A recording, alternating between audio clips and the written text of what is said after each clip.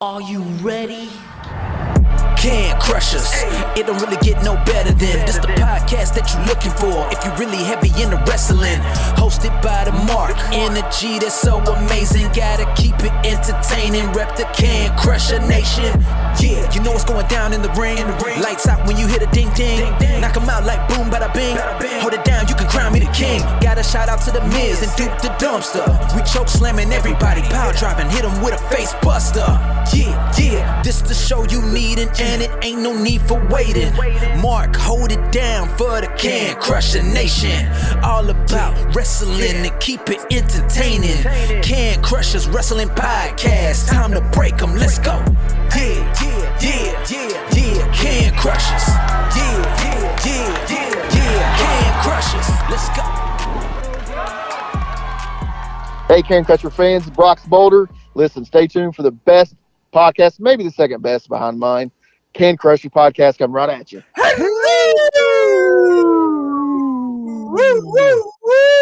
Woo.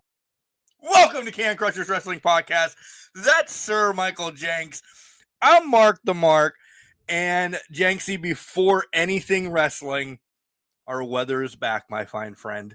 It's here. It's lovely. It's football weather. It's fall weather.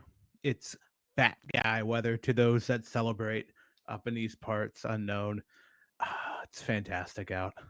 I'm ready to go to Pitt Duquesne week 1. I was so excited to put a hoodie on.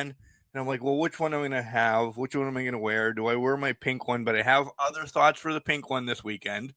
Okay. And a little styling and profiling in the pink one. I don't know what the hell I'm talking about. So I'm like, I just go with my staple. So I'm like, well, if I'm going to wear my Pitt hoodie, I got to wear my new Pitt hat. And I'm like, I have the house down to about 50 degrees. And it's actually working because it's not the depths of hell. So I'm like, sweatpants tonight? So, yeah. Max is enjoying the floor like nobody because everything is just cool. Yeah. Not like Carlito cool, but like just cool in the house. And I'm like, dude, this is what we've been waiting for.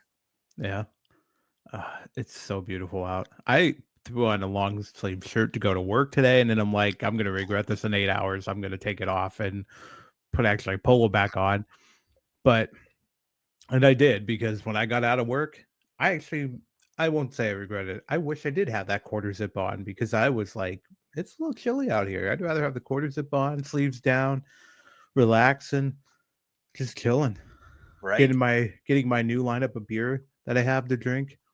I'm so jealous. I'm so jealous. We'll get to that. Yeah. Are we getting an early fall? Like, do you follow the almanac and the old guys that like look at the wind? I don't know how you're looking at the wind. I tell you, the wind, to see how it's turning and blowing. I will say follow a bunch of accounts on TikTok, weather related, but they haven't popped up because they pop up around wintertime and start spewing their BS. As an old man, I could feel it in my bones midway through July. I'm like, we're getting an early fall. Like, it just seems like I've just felt like all year, especially in July, every season or every month is like the next month's weather. So like July's weather felt like August. August is starting out like September's. It just feels like it's going to be that way. Does that mean then, to go real old school, are we going to have snow on Halloween like I did when I was a child? I think so. I had it a couple times too. I think we might get snow on Halloween. I'm for that. I am too. I am not now a shitload. Right, just enough to kind of cover the grass. I want to be able to break out a fire pit and have that out while I'm handing out trick-or-treating, because it'll just be nice and warm and all of that. Yeah. I think it'll be fantastic. I think it's worthwhile. I want cold beers by a hot campfire this fall, starting August 1st, day of recording. It'll be the absolute best. If this is the longest fall I've ever had in my life, I'm so for it. It kind of happened a little bit yesterday down in my neck of the woods, but it also rained. So we're like, oh, yeah, maybe that's just a farce. woke up this morning and it was 45, and I'm like, what is this? It's been 90. It's been double What's this? this? Like 40. Who are you? 45 degrees. So I'm like, jeans and just my like long sleeve fluorescent shirt, and I'm like, oh, this is awesome. Yeah. Oh yeah. We had, what was it? It was I think it was earlier this week or late last week. It was 55 degrees and the clouds were just like that whitish gray that you get at fall time, blue skies behind it, and they just stayed still. It was so picturesque of fall. It reminded me of a nice, brisk Saturday morning as you're getting ready for watching college game day, settling in for the day, relaxing, having it all just namaste as you watch college football happen. It's beautiful. I'm ready for it. Yeah. This has been a hot summer. It has been. Yeah, there's been a lot of 90 degrees days this summer. He big stretch from the little dude down here. He's enjoying this. Just a big. Is he really? Yeah. He's like, Dad, it's 30 in the house right now, and I love it. All right, it's not 30. It is probably like 60, which is perfect. It's ideal. Yeah. It is ideal. So you got some beers. I did get some beers. This is one of the days that I can't do beers because I work 75 times for about an hour a piece tomorrow. Between garbage, pool, parade, pool, I go in. This is the one Saturday that I dread, as you guys are listening, that I go in and I leave for an hour or two. Then I go back in and I leave for an hour or two. Like, it's just pure chaos. I'm the idiot that says yes or gets assigned, air quotes, because I've done it for 15 years. I forgot it was coming. I honestly forgot it was coming until like yesterday. And I'm like, oh, crap. This is my garbage / everything Saturday. Yeah. Which I get nothing done, but I'm there. But you have to be there. Yeah. For no rhyme or reason. Okay. Lucky you. Pay me. Lucky you. Pay me. No. Pay me double, triple, whatever it is to make it happen. Nobody else wants it, so the idiot takes it. So that's why I'm a water kick today, and it's okay. I had some weak beers, as you not like weak as in like not strong. You saw one of the ones that I had earlier this week, the Nachos Grande or whatever, dude. That was fantastic. I went to Buddy's house. That looked good. Like, what was in that beer? Like, what was it? First of all, was it an IPA? What was like? It was an IPA. I don't remember. You commented on it, so I don't remember exactly where it's from. It had a hazy with Jenks. There was, which sounds weird, but there was a little bit of cheese like in this beer, and you think, ugh. That could be bad or that could be good. It was taken like this is gonna make this like people are like, why the fuck are you drinking this? It would be like taking just a little bit, the cheese in the can that you just go. Cheese whiz. Yeah, cheese whiz. That's a great name for that, by the way. That would be great. Yeah, they call it that. You don't want a ton on a cracker because then it's too much. Right. So just that little dollop.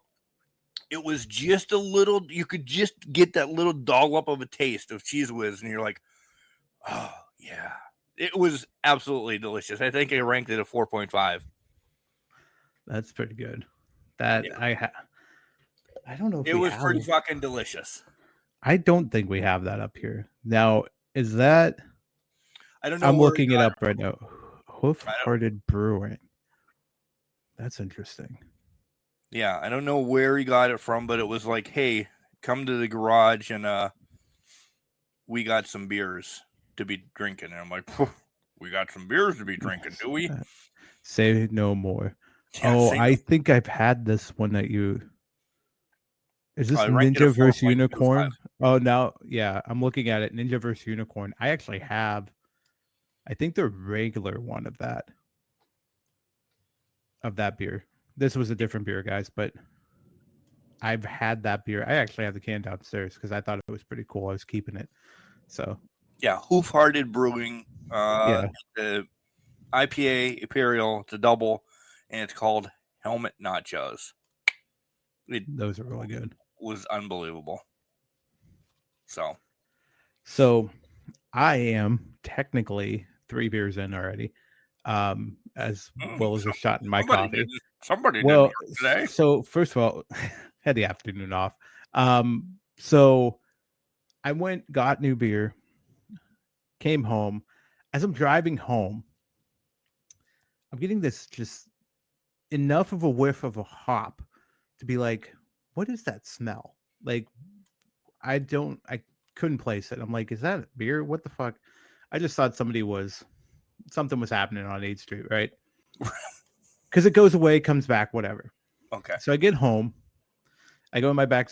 I open up my back door to my truck. No. One of the beers, because I had 2 loose ones plus the 12-pack that I got, and I'll explain what they are. One of the beers rolled under the seat. Must have been a weak can because it hit the metal under the seat, and it just enough to slit it open. So there was just enough for beer to be shooting out of it. And I'm like, God damn it. So now you have open container if you get pulled over. I have open container. Secondly, my mother-in-law happened to be here because Kimberly picked her up from an inspection, so she was at the house. So now I've got an open container of beer. My truck smells like beer. There's a beer squirting everywhere. Mother-in-law's here too, thankfully in the house, so she doesn't know this is happening. But so it gets soaked up and everything. But there was still a half of can. There was more than half a can of beer left, so it wasn't like gushing out. So that was good. So I'm like, well, that's the first beer I'm drinking. It has to be. But I wasn't going to drink it right away. So I ended up putting it in a tall glass and just putting it in the fridge saying, okay, I'll see you in 20 or something like that and come back to it. So the first one I tried was Conehead Haze IPA. It's from Zero Gravity. Wasn't bad. It was pretty good. I would have liked it if it had stayed in the can for the full time and then got poured into the glass. That would have been great, but it was pretty good. I think I gave it a 3. I gave it a 3.75. Nice. So then the one I'm waiting to try, I don't have it in my bag right now. Maybe I'll try it later in the podcast, but I-79 from Erie Brewing Company. It's a lime beer. It's lime something. I can't remember exactly what it is. Let me look it up.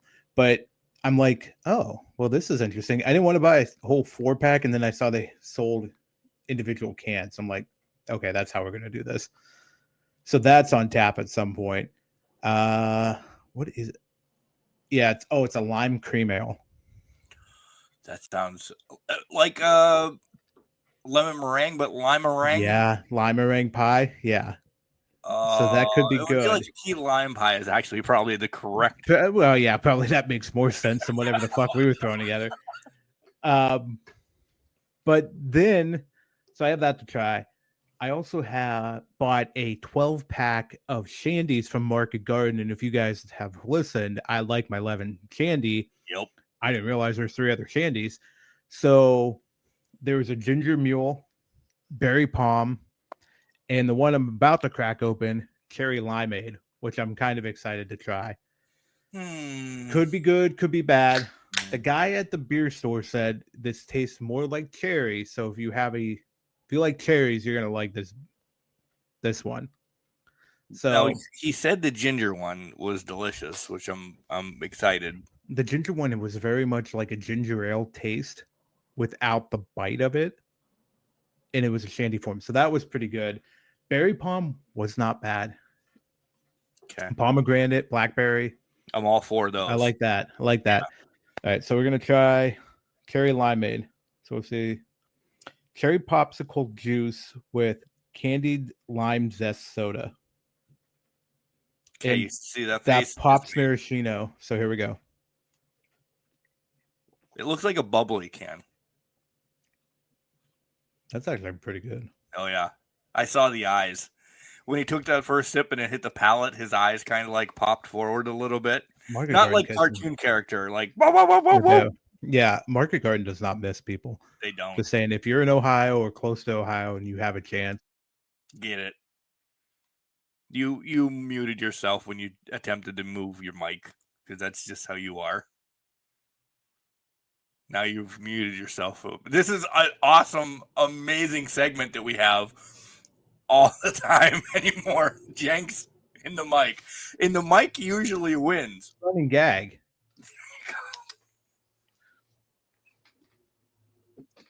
I buy a new mic and somehow I fuck it up every time. But hey, beer's good. So the beer is good. So overall, this is Ass Can Crushers. We're going to get into that.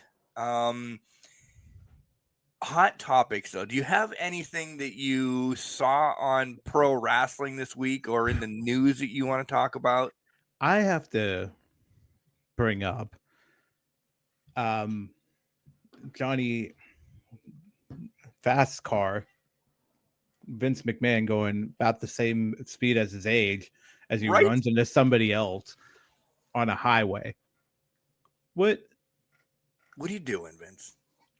I know he doesn't have anywhere to be, or I feel like he doesn't have anywhere to be. It's well, not like no, he's getting to a wrestling business program. is businessing, I think, right?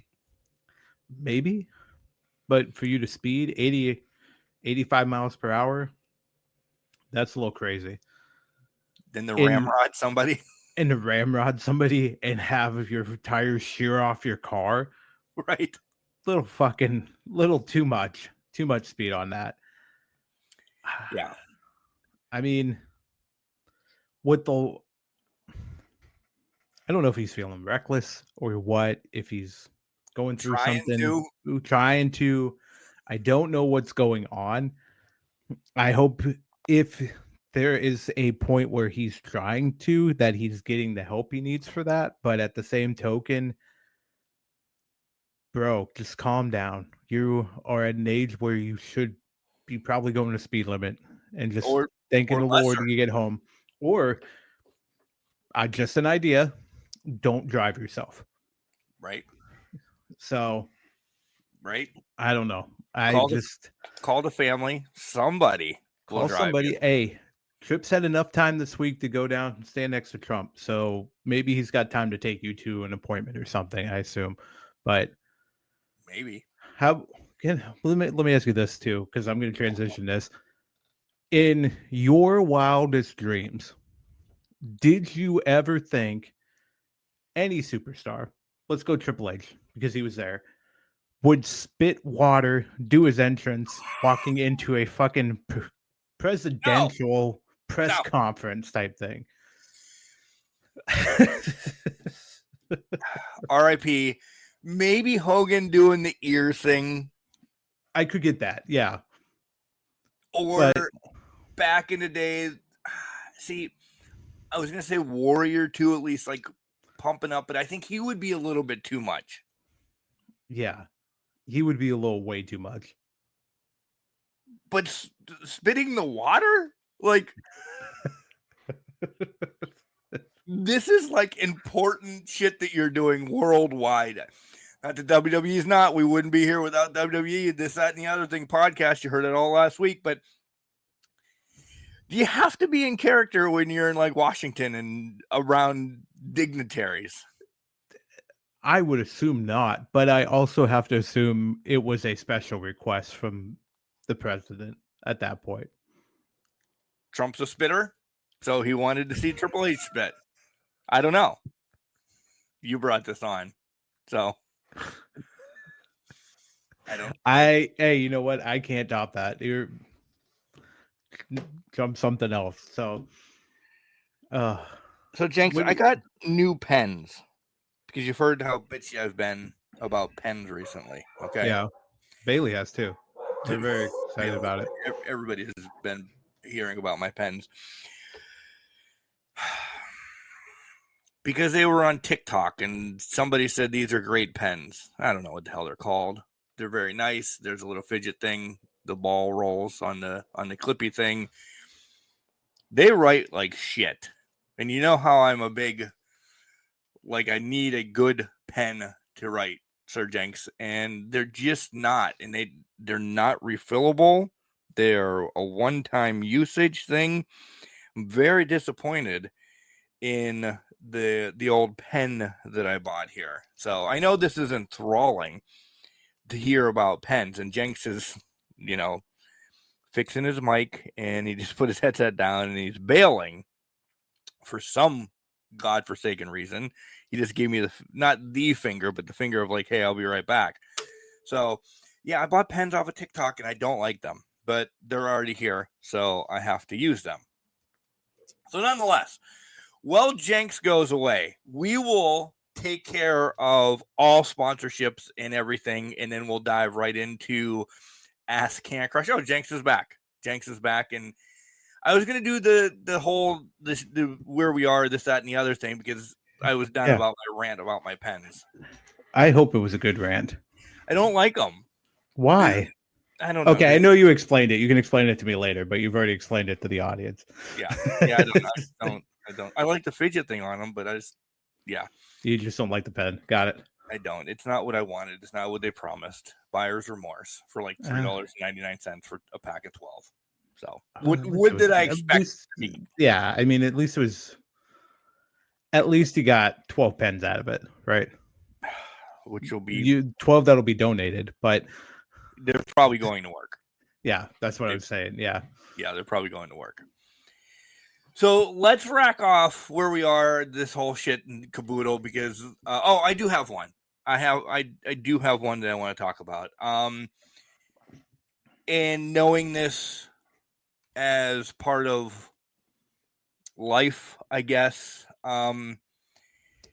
it's sad what's going on with the Hulkster's estate. Like, man, that's one of the roughest things after your loved one has passed, and then there's just a congregation of Hulk's family now fighting over the money, and that's sad. It really is sad, because if you do follow me on TikTok, you see that motivational stupid things that I do in the morning, but a lot of things when it comes up money involves around me, I'm like, dude, it's not about money.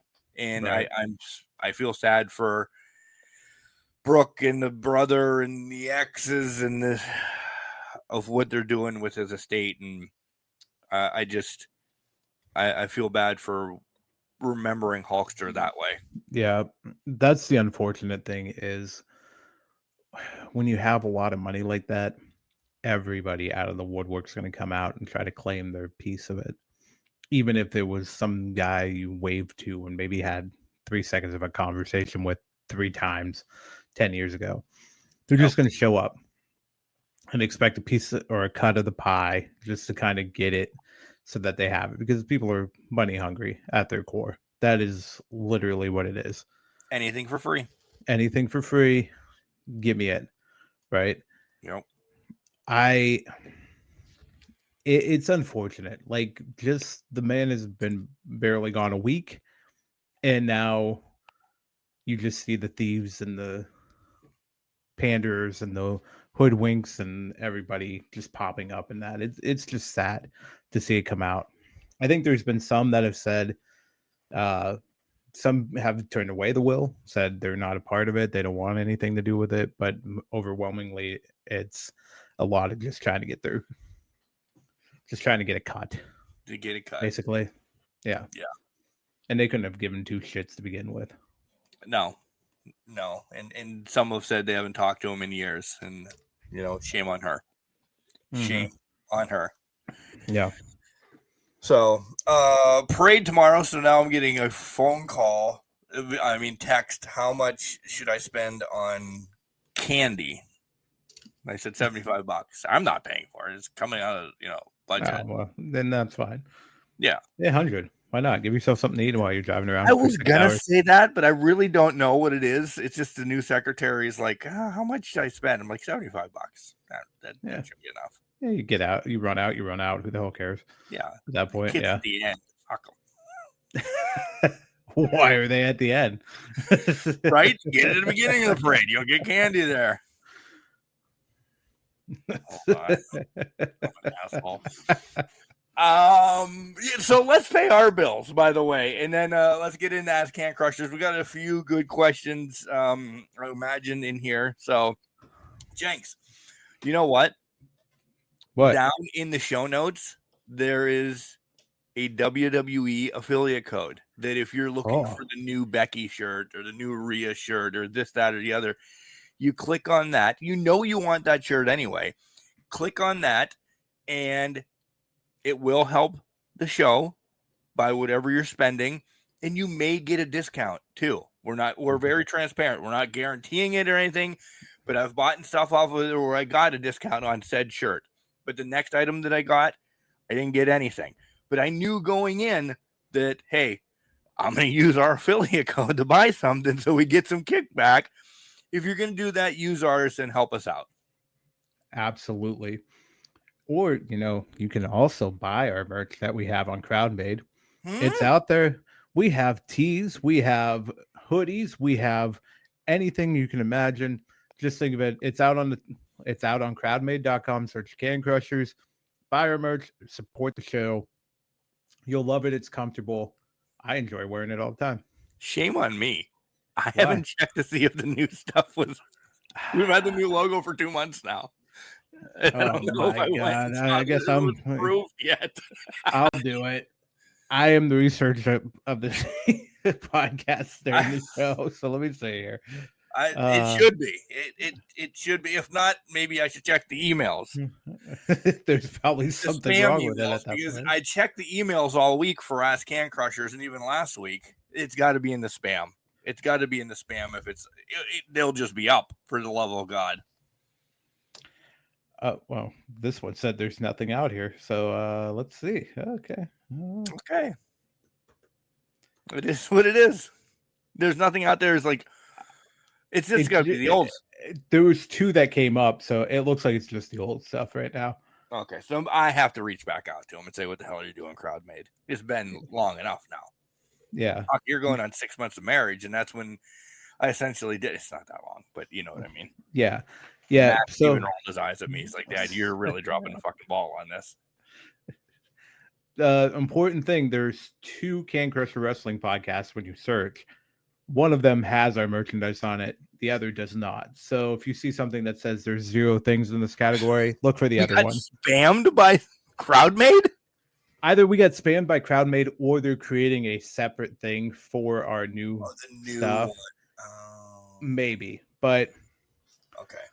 So if you see something that says, sorry, there are no products in this collection, search the other one. Look for the other link. Yeah. I should be on top of that more. What else, Jenks? Where can they listen to us? They can listen to us on anywhere you can listen to a podcast. iHeartRadio app, Spotify, Apple. You can even pick us up on YouTube. You'll just see the picture for the week and listen to our lovely voices on YouTube as well. So you can listen to us there. Where can they follow us at? Instagram, Facebook, X. Threads is still threading by itself. Threading on its own. So if you want to be part, this is like the first time we've ever done this. If you want to be part of an Ask Can Crushers next time, make sure that you get your questions in or send questions in each week. We'll answer them. But this is a show that we dedicate the whole thing to you guys when we get a ton of questions. So it's cancrusher69@gmail.com, or you can call us, which didn't happen. So this is going to be your last hoorah if you ever want to call us, because it's out there. You guys asked for a phone number for years. We give you a phone number. We had fucking the worst fantasy football player call 75 times. And that's the only guy that's been using it. Well, that's why he called 75 times, get under your skin and throw you off your game. You can call us 814-299-6687. Leave a message. We'd love to hear from you. It doesn't just have to be our sultry voices hanging out here talking all the time. Leave us a message. But 814-299-6687. Speaking of Dan Mucci, he can't make a post anymore. It could be a family post. And I know I'm getting under his skin. I know I am. Like, he's like, oh, here's my son and daughter at the Seawolves games. I'm like, oh, they look cute, but you're such a loser in fantasy football. And people that I don't know are now liking my things.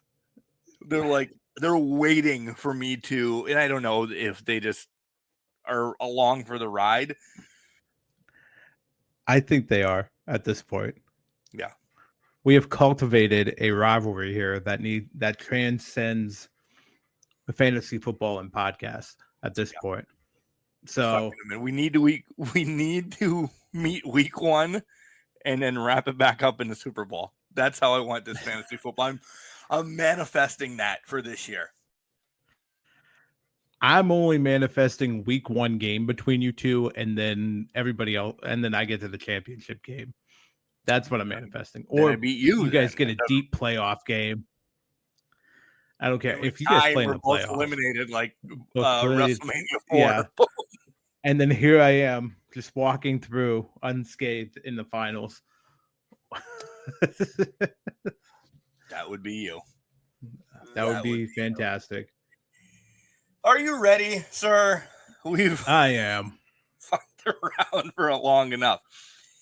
So this is the first time for Ask Can Crushers, okay? Because listen, there's been another influx of listeners recently, which I'm still unbelievable. We are unbelievable, thankful for, because I don't know. I don't. We do this more for us, and you guys listen to us, and you guys love us. So if you've never had an Ask Can Crushers episode, you've never listened to it, this is what it is. You guys have sent emails to the show.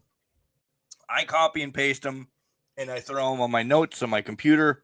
I don't read them, and you'll realize that because I will stutter over words while I'm reading these to you, and then we answer them on air. So there's no, hey, Mark knows all the answers. He's got an op on. Not Jenks. Please back me on this. He doesn't. He doesn't know everything. He's just winging it at this point.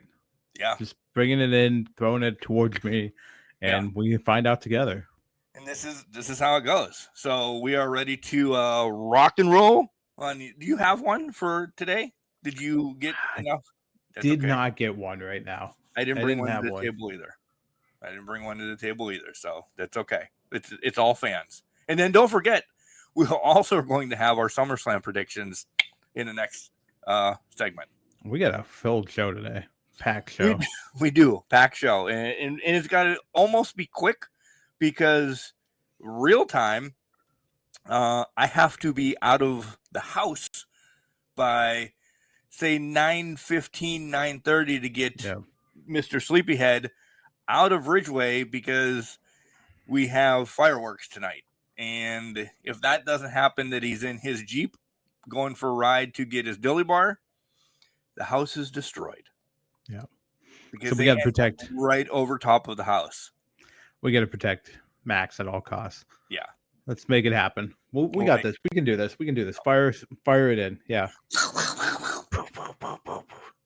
He's pissed. All right. First one. Hey guys, I'm glad I have the opportunity to send in a question. Well, we're glad you took the opportunity.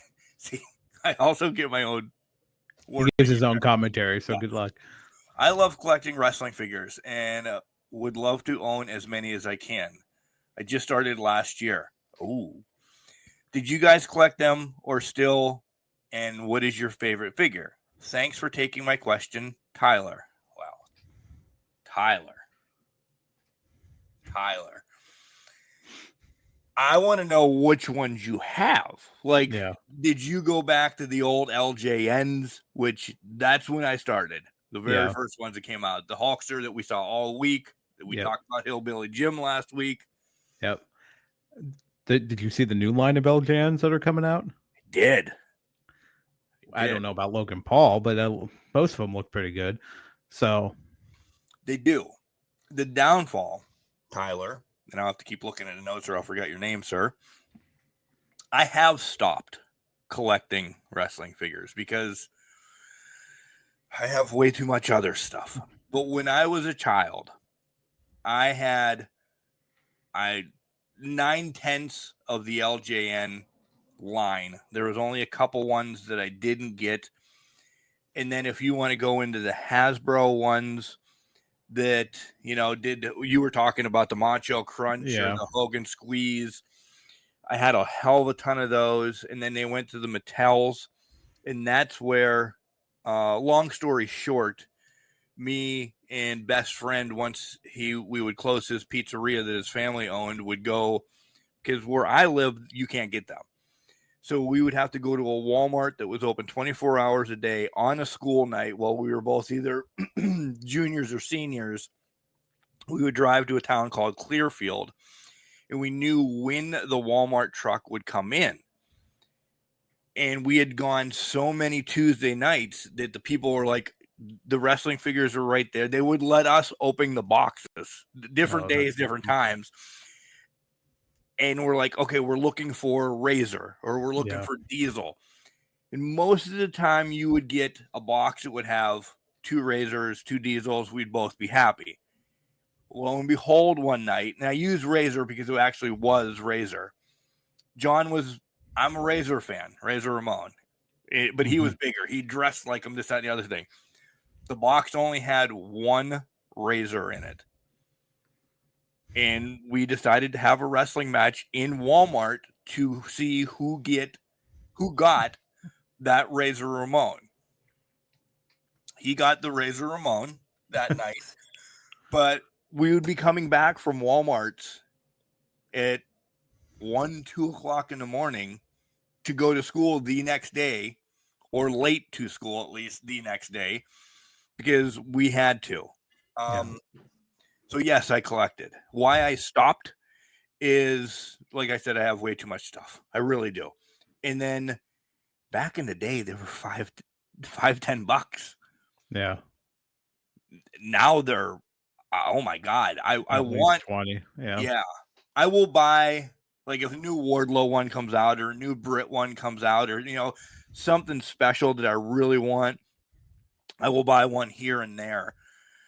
But as for my whole favorite line was the Hasbros. I love the little pocket-sized ones that you could do stuff, and they all had the Hulk smash. And my favorite one still to this day is the Macho King. I loved he had the scepter. I hated his move. His one elbow was bent holding the scepter, and the other one did like the Texas tornado. It never made any sense. Why the fuck it was like that? He should have dropped an elbow or something. Oh, the elbow should have been up. It should have been, Yeah. I love that one. I still do have that one upstairs someplace. And then the crown was essentially molded into his head. You could take the crown off, but the mold of his crown was still on his head. Yeah, because it flattened. Yeah. So yes, dude, I'll tell you right now, Tyler, you're looking at big bucks if you want to go back to some of those old school LJNs, because I know there's Corporal Kirshner, and I know this one because John is looking for. There's one with a beard, one without a beard. There's so many like intricacies of them. I think the beard one you could get at like flea markets for $5 because it's Corporal Kirshner. Right. But if you find one of the misprint ones that the stubble's there, but they painted it like he shaved the night before his match. Yeah. I think it's going for like $500. Like, some of them are crazy expensive. I don't know how old you are, so we never ask for age or anything on here, but if you are if you're just starting, you started a year ago, yeah, hopefully you're coming from a well-endowed family. You need, if you're going back in time to get stuff, you need a lot. There's a couple TikTok accounts that do, the guys collection is just massive, where I've seen it before, and it's like, I don't know how you have this much fucking money and how you can spend it all on this room, because it's easily 10,000 he put into this room. Yeah. But personally, I So I started with LJNs by just happenstance because my grandfather owned a antique shop around these parts. And so he would get the LJN line. He'd also get different ones. He gave me a few, like he gave me a Hogan, he gave me Big John Stud, Junkyard Dog. But he like kept, I know he had an Andre, he had a Hillbilly Jim, he had these ones that I always wanted. But then I moved into that, like Mark was talking, the Macho King and Hogan with those hard plastic just guys that were the Hasbros that were good. That line has, the revamp of that line has kind of intrigued me a little bit to kind of look into and say, oh, that would be nice to have like a Fiend one, because I think they had a Fiend one at one point. My era for them was the mid 90s when they became the bone crunching action and they were more of a soft rubber.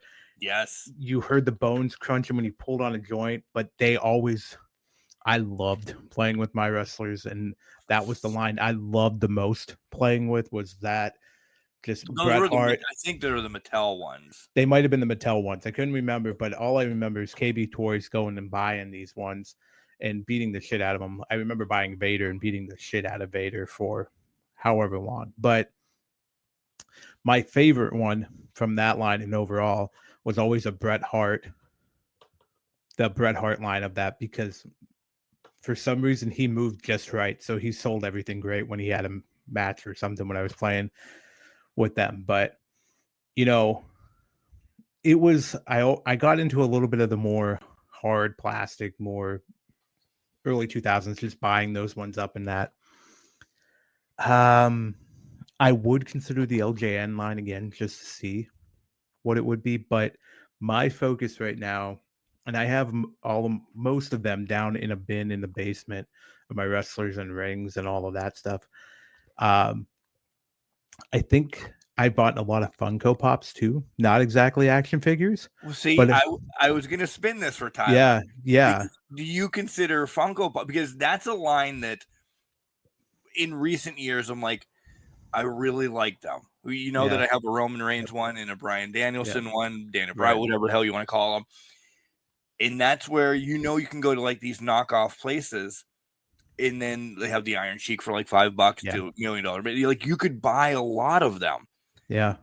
But if I'm getting these, I want to go back and get the AJ Lee and the CM Punk one. Yeah. Which are in the thousands now. Mm-hmm. Just because of time and yeah, where they're at. I have a lot of those lines. Like I have a ton of Undertakers. I have the John Cena Invisible one, which is just a clear John Cena Funko Pop. Of course you do. I had to get that. But I have Becky Lynch the Man. I have Andre the Giant, who's bigger than most of the Funko Pops because of his size. They made him bigger. Yep. The one I do like right now. Well, recently I found Stone Cold and Vader at one of our game shops up here. They're both $10 a piece. So I was like, perfect. I need them for my collection. They're mine. It's done. But the one I got for Christmas, got to give Moochie's props on this. He got me for Christmas or my birthday one year, was an Undertaker and Paul Bearer one from WrestleMania 12. And it has the WrestleMania plaque with it. So it's perfect. So I was obsessed with Funko Pops before, but I have that one. And like I have New Day, the entire New Day with that. So I would say, are they out of the boxes? They are. Okay, thanks. Mine were out of the boxes. The ones I got, the Undertaker one was not out of the box, but I got that during the time I was transitioning, moving my wife into the house. So they went downstairs because it's all going to get set up in the basement for a man cave area. But yeah, mine come out of the boxes. I'm not. Yeah. They're for my entertainment. They're not for my retirement. Right. So that's the thing. Like when I was younger and like Roddy Piper got beat to shit all the time. Yep. Iron Sheik got beat to shit all the time. In the 80s, when these LJNs came out, who was thinking, man, I'm going to keep these in a box? I am 10 in the 80s. My mom's like, all right, buy this, but you're going to just put it away until you're 50 and then you're going to sell it. Why? What am I going to do with this? Just hanging on my wall? Like, why didn't you play with your toys? Yeah. That's my big issue. I never understood that. I don't understand that now. I mean, it just must have been some sicko that just kept these things just for the hell of it. Like he bought them because he thought they were cool and he was older, and then they made it into the market somehow. But to me, you had to get them out. You had to. They went through. I had a chip on them by the time I was out of the parking lot, or rubber was erased or something. Yeah. Listen, they were green. They needed to get broken in for your federation. So you took them through the ringer. You threw them through tables. You did what you had to do to get these things ready to go. Those LJNs fucking bounced good, didn't they? Oh, they did. They fucking bounced great. They were. I would tell you the Super Bowl. Who? Oh yeah, Big John Stud. The one LJN I'm most disappointed in. Big John Stud. One of my dogs got a hold of it. So he always only had half an arm on his left arm. So he just had the one up and then the other one was just kind of gone.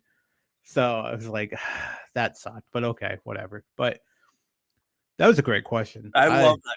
Tyler, that was way to start the show off. Yeah, absolutely. This was amazing.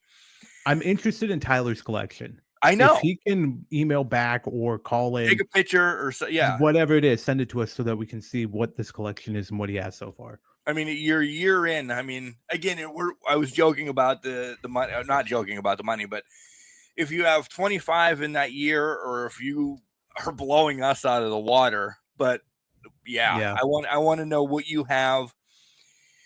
Staying with collecting stuff, and I was gonna do this, Jenks. I wanted belts. I wanted belts. I still would. Before I die, I want the NWA TV Championship, the red one. But there was a point that I'm like, I'm going to just, every month buy a belt. Those people that have every belt that WWE/F/WCW have, and they're the real belts, and then they have the specialty belts. Is it the credit? I have to know. Are you credit carding all of this, or is this you just have the money and you can spend it? Good for you if you have the money. If you have the money and you inherit it, good for you. Fantastic. I love it. If it's on the credit card, tonight, I might start. I mean, if I win the Powerball, every belt's coming off that site. Right. So I'm just throwing it out there.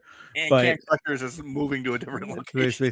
Yeah, we're gonna get a location for this podcast studio for this. Yeah. Tyler, thank you. That's a great way to start. All right. What's up, Crushers? So I don't believe it is going to be Cody winning the title we're getting into wrestling now. Okay. Winning the title from Cena. And now my pick is out for months in Rollins. Do you think they shift back to Roman, Kyle? I feel like that's a predictions conversation.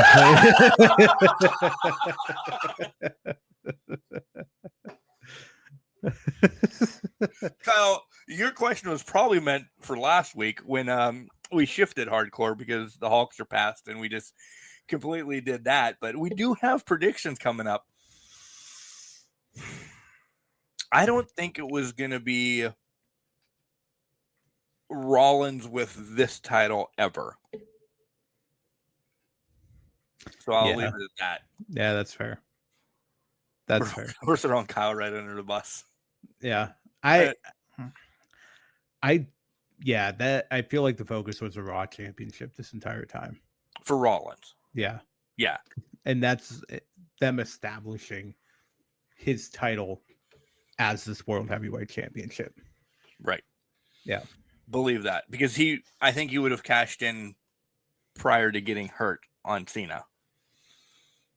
The Roman thing, we're going to dance around Cody until predictions, Kyle. So you'll have to stick and stay to the end of the show. Sorry. The Roman thing, I don't think they're shifting that way either. Roman's now on Raw.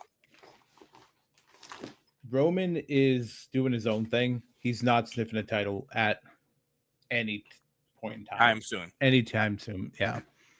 So I think Roman is Roman's just doing his own thing right now. So he's going to feud with Rollins and all of them right now, but I don't think it's for a title anytime.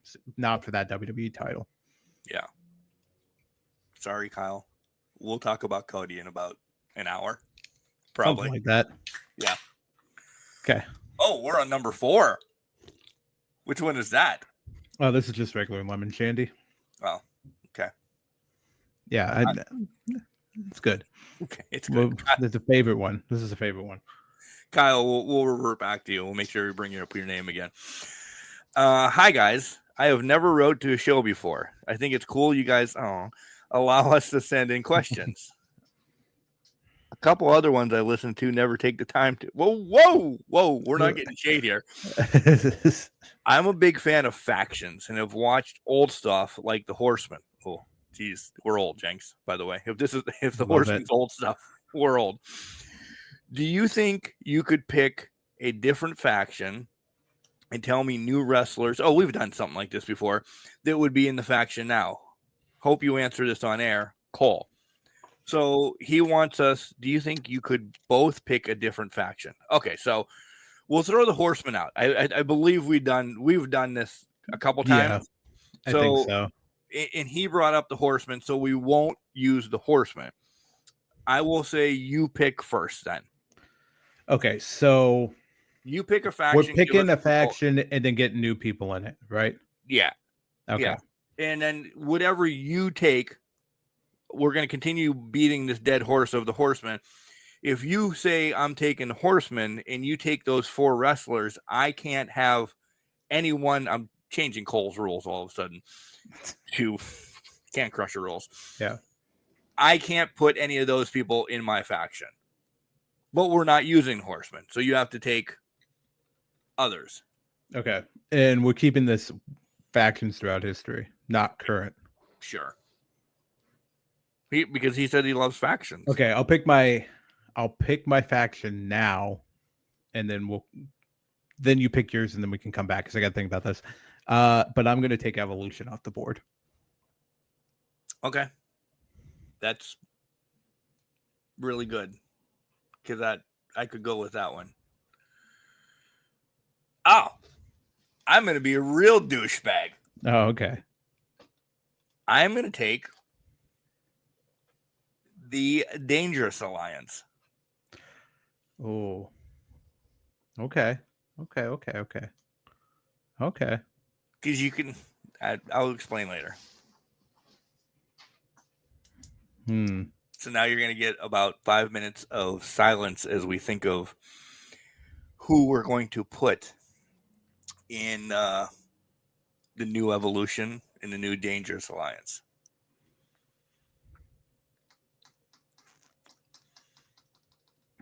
Do you know yours? Fuck no. Not at all. One name. I would know who I want in mind if I would read these questions ahead of time, and I would have said I'll go first. But I mean, am I allowed, since it's the Dangerous Alliance, I'm still allowed having Paul, right?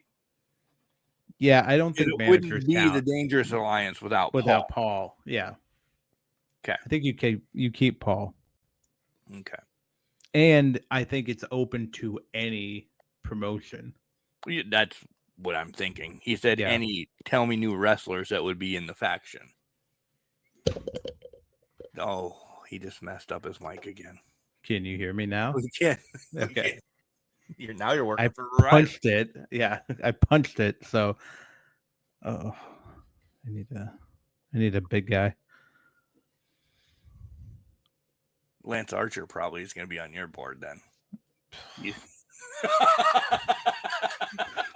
Oof. Jenks is a big Lance Archer fan, if you've never listened before. If they didn't do him dirty, I think I'd be fine. Right. I think I'd be fine with him, but they did him fucking dirty. Yeah. I have my tag team. Okay. Do you want me to go first for my tag? Yeah, you go first for your tag team. Theory and Waller.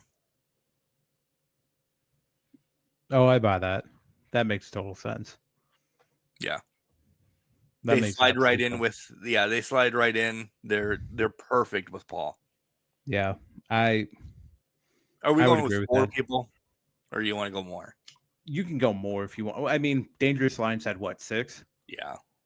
I don't. So the tags 1, you're gonna have 5 because Okay. the tags 1, then you can go your other 4. I mean, I'll throw in a female if you give me a minute. All right. I'll just throw in a female for that too, Deal. because I think that'll make sense. Yeah. All right. I always throw one in anyway. Yeah. I'm gonna go. We'll go back and forth, and I'll Right. throw my Orton-esque person out there first. So the one guy that is definitely the future. He has the most upside from the group. He's evolving.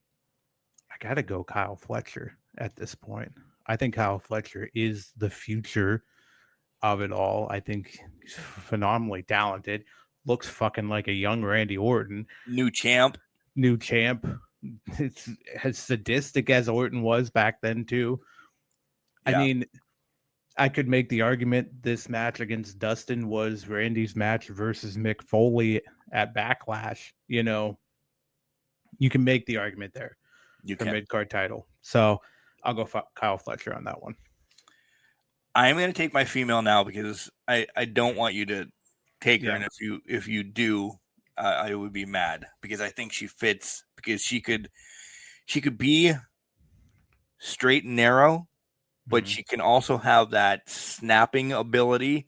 She's a free agent right now, and now you know that I love her, and I've always loved her since she beat the shit out of somebody in the shark cage. It's Dakota Kai. Yeah, absolutely. I mean, I'm going all down under people in the Dangerous Alliance. Yeah, you are like staying in Australia right now. Outback Jack or somebody's going to come up in here at some point. Well, maybe he's the new Paul Dangerously. He might be the new Paulie Dangerously. Who knows? I'll go my woman now.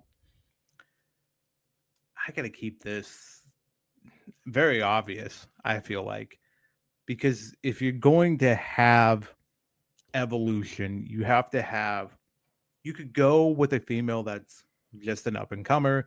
You could go with a veteran of the game, pluck them and put them in the Ric Flair role if you wanted to. I don't think you can in this instance, because to me, the role screams you need to have somebody in between, somebody that's kind of a boss, if you will. So I'm going to take Mercedes off the board. I think Mercedes Moné in an Evolution-esque faction would be a perfect with Fletcher. You can't beat that at all. 8 belts Moné. 8 belts Moné is money at that point. Yeah, I like that. I wasn't thinking you were going to go there. I thought maybe you love Willow. I do love Willow. You were gonna... Willow. I thought Willow, Stat. Neither of them fit that mold. They don't. Not for what evolution means. Exactly. Yeah. For what that group was, they don't fit the mold for it. There's a lot of dangerous people out there, kind of, they're on the cusp, but my dangerous is like they can be straight and narrow or they just snap, right? Yeah. And they're not big players all the time, but they make a lot of noise around there. And I give this guy shit all the time because I'm like, maybe it's the time for you to ride this, that, or the other. But once he gets done playing this babyface role of family things that have happened and he rolls back into being a real fucking chicken fucker farmer, Briscoe fits the Dangerous Alliance perfectly. He does. Batshit crazy, because that's what the whole Dangerous Alliance is about. It's just being fucking crazy. Absolutely out of their goddamn minds. Mark Briscoe. When you said dangerous, I'm like, is he going to dance by me? And then I'm like, is he going to Shamrock? Because my head went Shamrock, Spivey Shamrock, but Briscoe makes a ton of sense. Yeah. All right. I'm going to take I'll do my current guy now. So the current star. So this would be the Triple H equivalent in the group.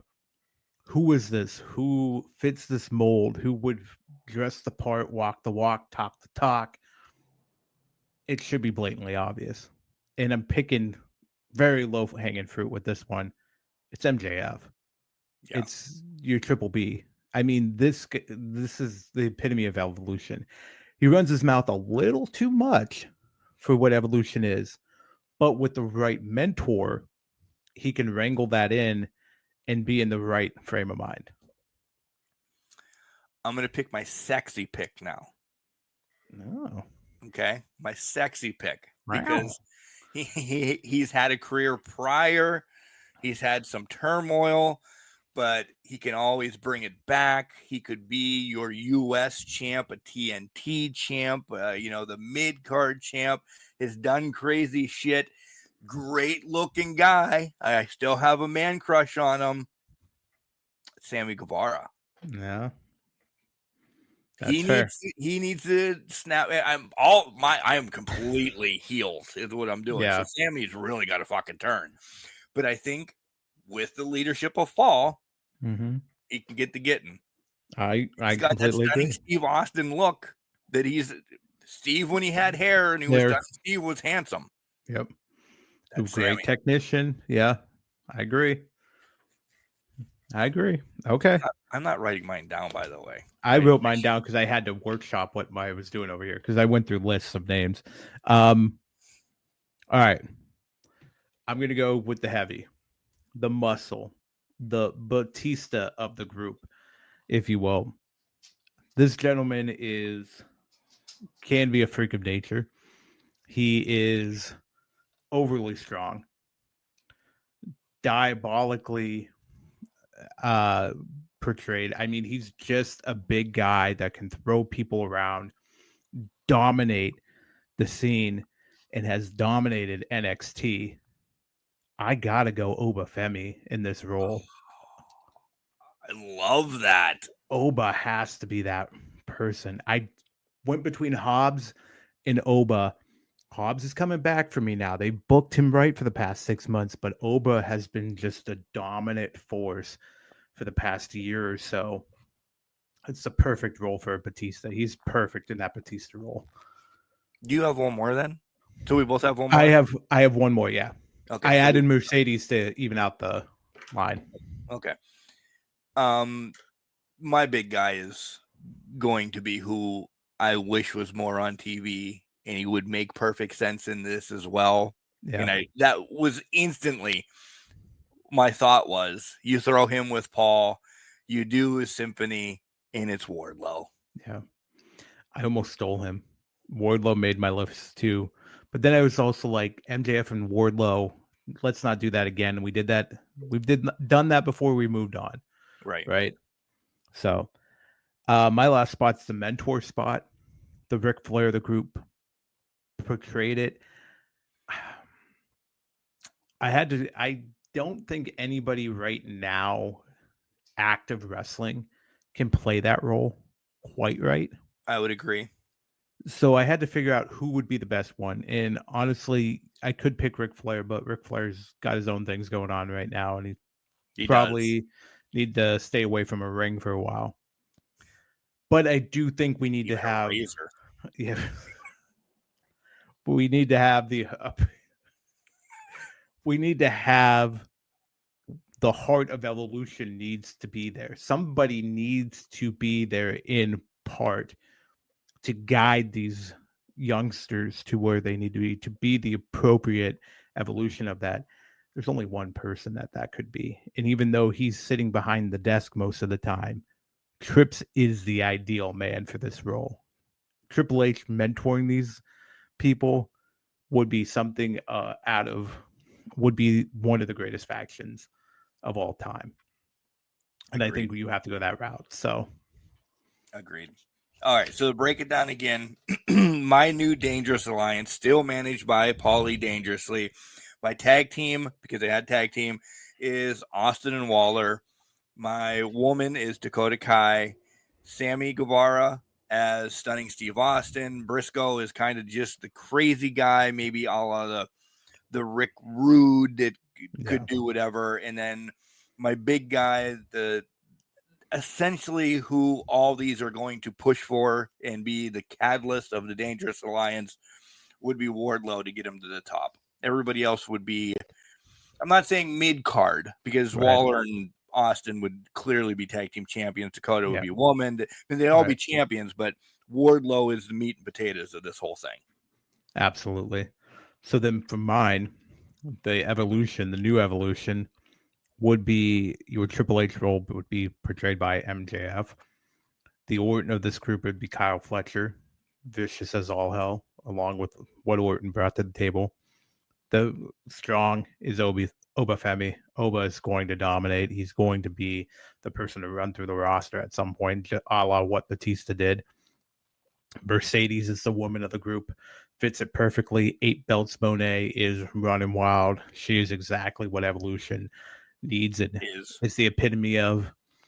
And finally, Triple H is that mentor role, is that Ric Flair of the group, to guide these youngins through the business, the early parts of the business, to get them to where they need to be and reach their full potential. Cole, thank you for making us think. That was a good one. We both kind of do different factions when we get this. I think you did a DX one time, and I might have done maybe the NWO or vice versa. We both have done the Horsemen in years past. I don't know why the Dangerous Alliance instantly came up, and I'm like, oh, this could be hard to do. That one gives a lot of possibilities too. It does. That you have to have it be a little crazy. Yeah. Oh, absolutely. They cannot be on the rock. They have to be off the rocker.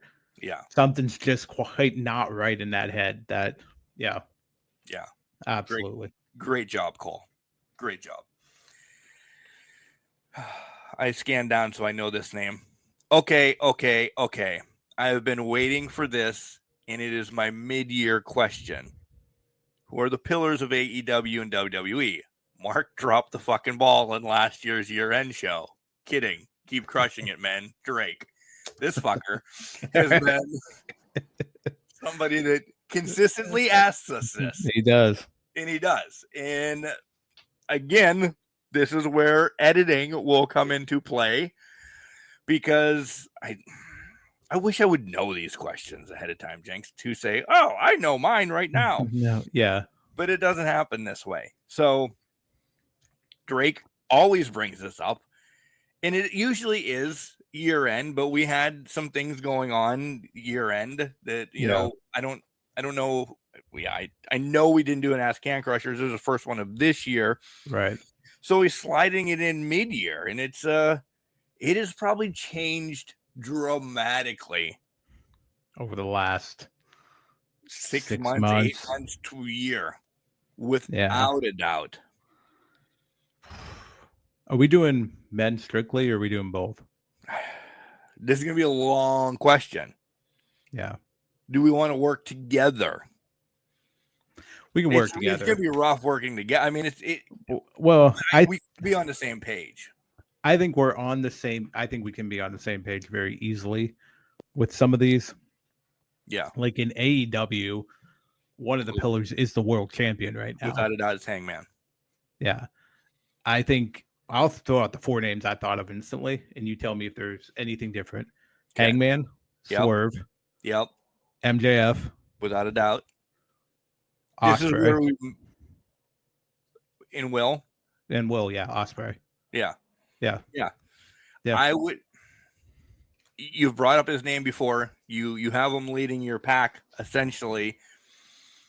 I don't know which one is interchangeable. Hangman is definitely there. MJF is definitely there. And I think Will is definitely there. And I'm not throwing shade on Swerve. And I'm agreeing with yours 100%.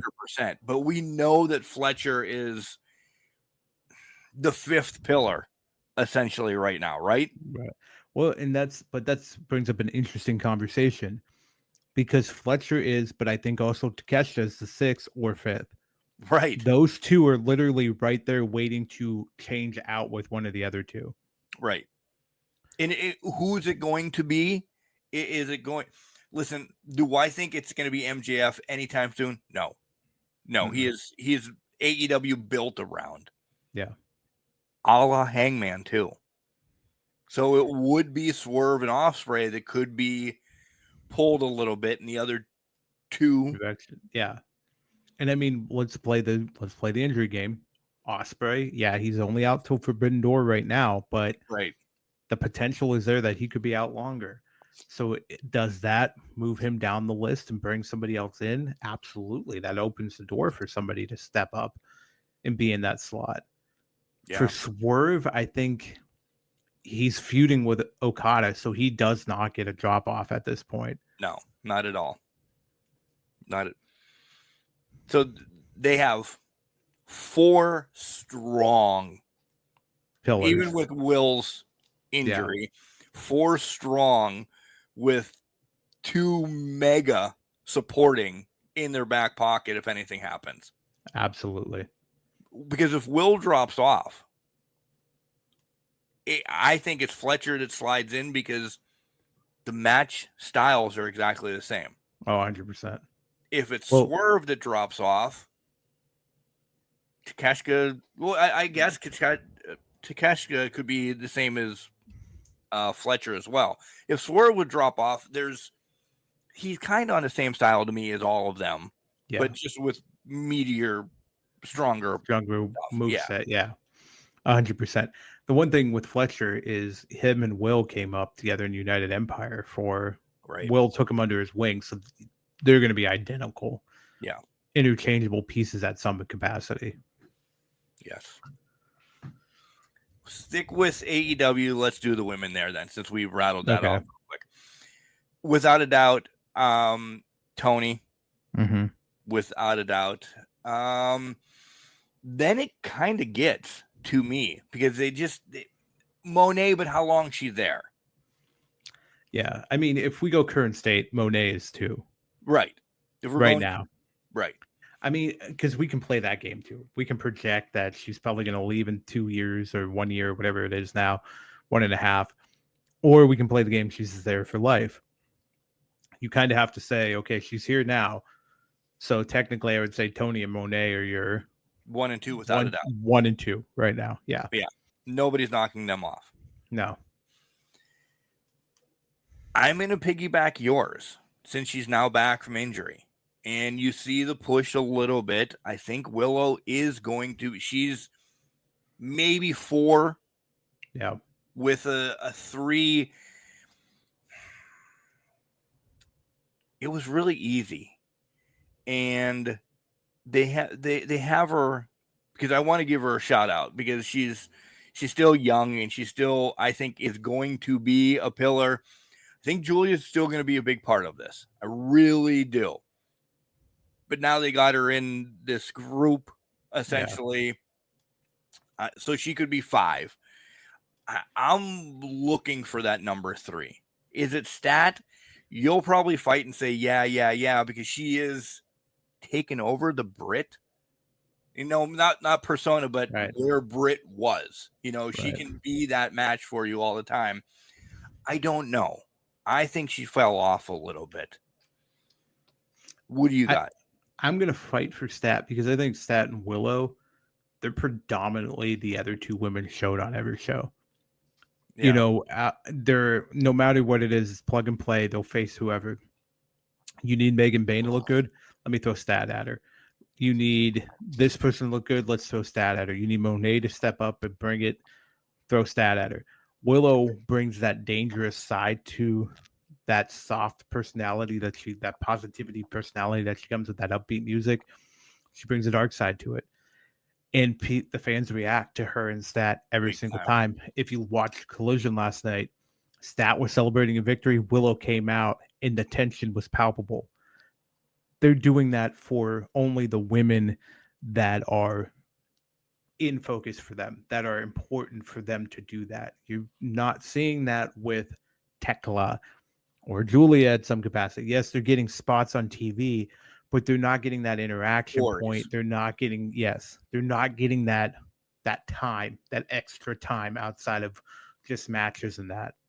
Yeah. So to me, I think it's as easy as Stat, Willow, Monet, and Tony right now. Yeah, I would agree. With more close, but not as close as the men. We'll put it that way. Absolutely. WWE women first. Yeah, we could do that. Okay. So WWE women off the top of my head. I mean, you still have to look at, I don't know if you consider the horsewomen a part of this equation anymore because they're the legends. They're the ones that are inflicting and pushing on it. Yeah. The first name that comes to mind, but isn't like number 1 or 2 on the list, I think Chelsea's kind of building herself and building that brand in there. I'm going to throw Chelsea in that mix. Chelsea is, and I saw her with Van Vliet. She's the woman Miz. Yeah, absolutely. And look at what the Miz has done, and she's happy doing this. This is what she wants to do. She wants to be Miz and Miz and Miz. I'm glad you brought her up because I would have fought for Chelsea because of that. Rhea's still there, right? Rhea's no matter what. Rhea, Bianca, I think, is in there too. Yeah. The third one, I could make the case for Io at this point because they are giving Io a lot of time. But I think also, actually, I'll flip this. Chelsea's 3, Io 4. Nipping at Io's heels though, Lyra, because of what they're doing. Steph, yep. Julia was kind of getting up there, and now I feel like she's kind of getting lost a little bit in the shuffle. But I think Steph and Lyra are right there, playing at the 4 spot. I'm glad you didn't say one name because they're force feeding, and I don't know if you can build a roster around Jade. Absolutely, I will always say this. Predictions to come, but nothing against Naomi. I at least group Naomi in with the horsewomen as of now. She's a tenured vet, legend. Yeah, in that own right. Yeah,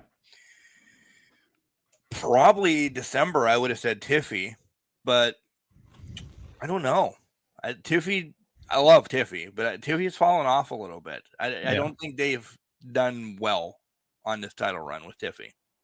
No, they haven't. And I think a lot of that came down to what happened with Charlotte. Yeah. I think so too. So that essentially means she's not a pillar. So no. WWE women, we have Rhea, Bianca, Io, and Chelsea. Yeah. I'm all in on that without a doubt.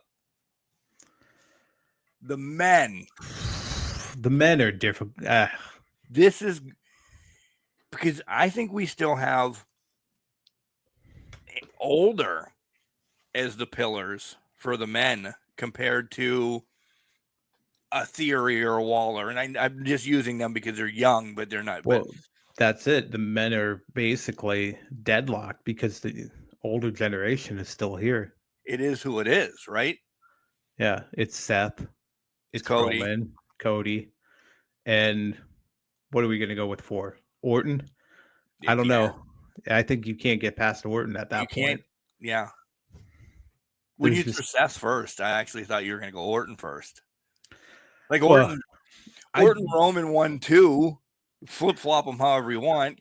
I'm not even interchanging them at this point because I don't think any of them are a stacked they're all order. 1As. Honestly. A, B, C, and D. Yeah. There's a fucking fruit fly in here. That means the bananas have to go. God damn it. I just threw mine out. My bananas are gone, so. Son of a bitch. Grocery shopping tomorrow morning. In between doing work. In between work. Drake, you son of a bitch, you caught us off guard. I at least know at the end of the year this is coming, so you kind of start working on it in November. Yeah. But mid-year, we got to make up for it last time, I guess. And the fucker called me out. Listen, I've seen him a couple times, like shows in Pittsburgh and everything. So I know him. So he's a son of a bitch. Way to catch us off guard. Guys. 1 exclamation point, 2 exclamation point, 3 exclamation points. So it's guys. He really wants us to get this. How long is this MJF and Hurt business shit going to go on? I don't think it's shaping up for anything. Doug. Well, it just ended. Well, Doug, apparently this was when did you submit this? 3 weeks ago? Doug, it's gone. Well, yeah. There's probably lingering storyline here, but down the line, Bob will get a match. Okay, is it Bob? I'll throw this out there. I'll bring the conversation to it. Is Bob getting a match, or is this a ruse and MJF actually took over the group and they're turning on MVP? I didn't think of that. So the reason I said that, it just seems like out of nowhere this is all dissolved. Yeah. Like water. And I get the Hurt business came out as baby faces the 1 week. But it just seemed like it dissolved out of nowhere. So now I'm wondering, is there a turn coming at some point and MVP's getting dropped? Rushed. Yeah. See, I was looking at it because of what happened. And then 2 weeks ago, MJF said, I don't need Bob. See, I got the contract myself. Like, I knew something was coming then. Yeah. And why didn't he see I didn't need the Hurt business? He specifically said, I don't need Bob. So is this long-term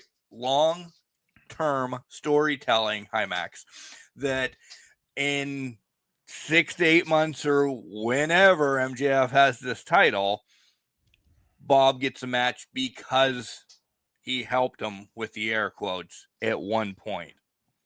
That could be. Yeah, I mean, that very well could be. And that's a dangerous proposition because Bob has never lost, let alone, I think, taken offense, besides what he got from somehow out of Top Flight or Flight Speed or whatever the hell they were called. Flight Speed, Speed of Light. Jet Speed. There we go. Speed of Light. You're turning into me. I am turning into you. I could not remember what the hell that team was called. Outside of that, I've never seen Bob take as much punishment. Yeah. So it very well could be that this build up for that. Now this is like, how long is Bob at AEW? Is this a long contract? Do they give him a sniff for the title? Does he get it from MJF to transition to the next person that we talk about? And like all of these processes, then essentially I'm like, I wonder if Bob's getting a title soon.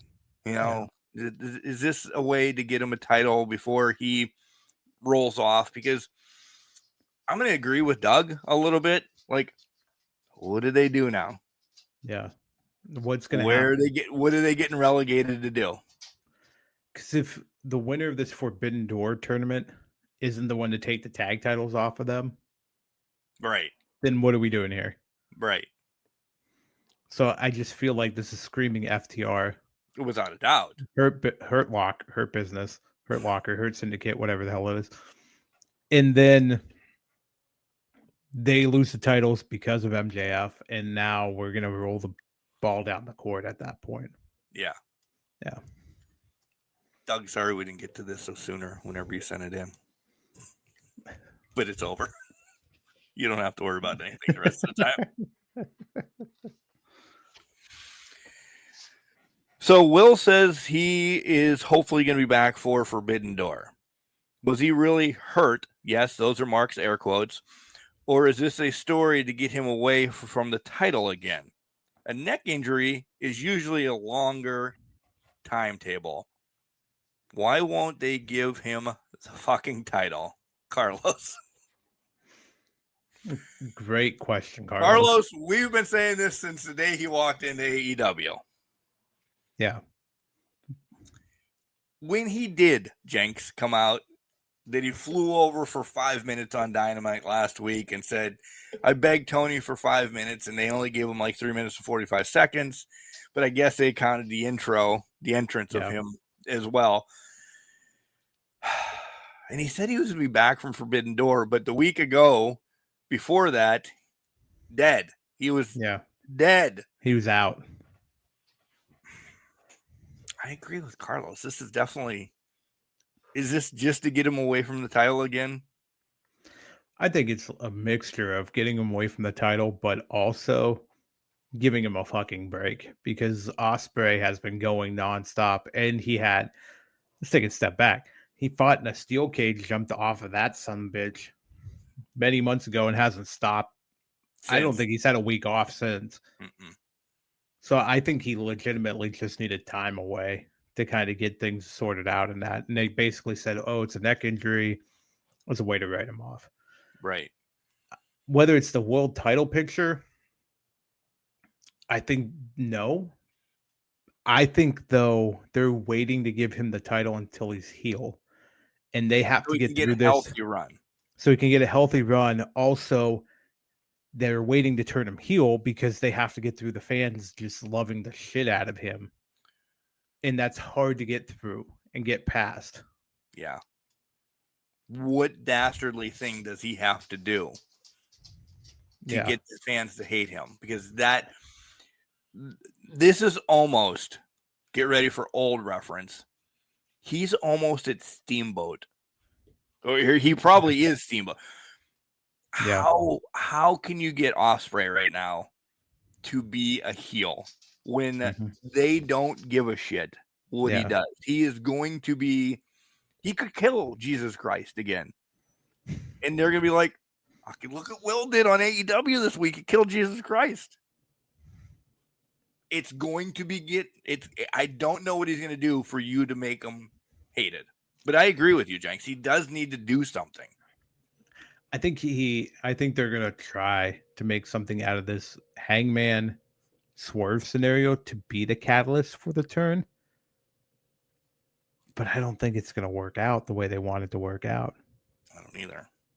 We love that Hangman won the title, but that doesn't mean that Hangman is super loved enough that this is going to be the ultimate betrayal type thing. Right. Who would he have to turn on? Is there a guy there right now? Healthy. The only one they have available, I don't even know if unhealthy they have anybody besides, I think Paige is the most obvious one. Yeah. Because, Kenny, I don't think it doesn't work with Kenny. No, because it doesn't matter with Kenny. We've seen it and we want to see it again. It's like Okada Omega. You put it in front of us, we're going to want to see it again. No matter who it's doing what. Exactly. That does not matter. Like the Don Callis piece of this, I don't know why I sounded like that, but the Don Callis piece of the Okada Omega feud had no bearing on it whatsoever. None. They didn't have to do that. They just had to put them two in the ring and let them fight. Yeah. You brought up Callis. We always hate Callis. Carlos, by the way, great question. I loved it, but we're both going that he just needs time off. Forbidden Door is what, 2 weeks away? 3 weeks, yeah. Yeah. So he only got a month and a week off, essentially. So if he's got lingering things, it probably helps. But healthy, I don't think he's ever going to be healthy. So I don't think unless they're turning. Oh, here, let's open this door. Unless they're turning him heel at Forbidden Door, then he can get more time off, because if you're a heel, you don't wrestle as often. You only pick up pay-per-view matches. Yeah. And he's a perfect only pay-per-view match wrestler. Exactly. And he comes out to spew shit on Dynamite. Exactly. So you give him time off. He gets a little more time off, maybe up until Wrestle Dream, to get his shit in order, get everything feeling better. That's perfect timing. You've turned him heel, sets up a great match with Hangman at that point. Here we go. Balls rolling at that. My question that came off of Carlos's and you actually, since you brought up Callis, they're trying, TK is trying to make Callis Paul Heyman, and I fucking hate it because it's horrible. Yeah. I hate that he has to come out and announce wrestlers and everything. And I just, that's not Don Callis. I don't, not that I've liked Don Callis ever, but now you're really making me hate him. And if it's for a reason, let's get into it, because he doesn't have, might be getting hate, he doesn't have the intro mic skills that Heyman does. I don't mind listening to him at the commentary table because he's an asshole there, and that fits my fucking realm perfectly. Right. By the way, I've hit explicit multiple times. We both have, I think. But this Callis that they're trying to create is not working. Callis is not on Heyman's level in any sort of way. He just never was. And he will always be Heyman's lackey from ECW. Yeah. To me. Exactly. That's what it is. See what you did, Carlos? You brought that out of us now. Thanks. This one's long. Okay. Hey, Mark and Mike. I love your show. Love the banter back and forth and the idea of having a champion. Congratulations, Sir Jenks. Thank you. Thank you. Appreciate it.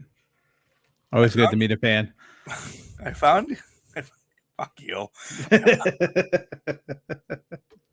Found you guys a few months ago, and I went back and listened to many of your Asks episodes. She didn't write out Can Crushers because it's a girl. I scoped down. Sorry, dear. Okay. He's pissed now because I got called the champion.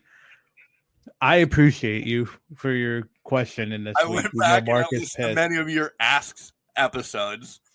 I've never heard this question tossed around, but what makes your top Rushmore wrestlers the best? Okay, say who they are so others know, but why are they there? Technique, yada, yada, yada, is what she writes. So I'm thinking she means like wrestling technique. Promo. Oh, by the way, her name's Callie. See, Callie, I forgot about you because you're already congratulating Sir Jenks. Thank you, Callie. Thank you. I appreciate it. So I think she means why is Hogan, Flair, Savage, and Dusty on mine? Yeah. There's mine. Boom. It has been for years because of that. Right.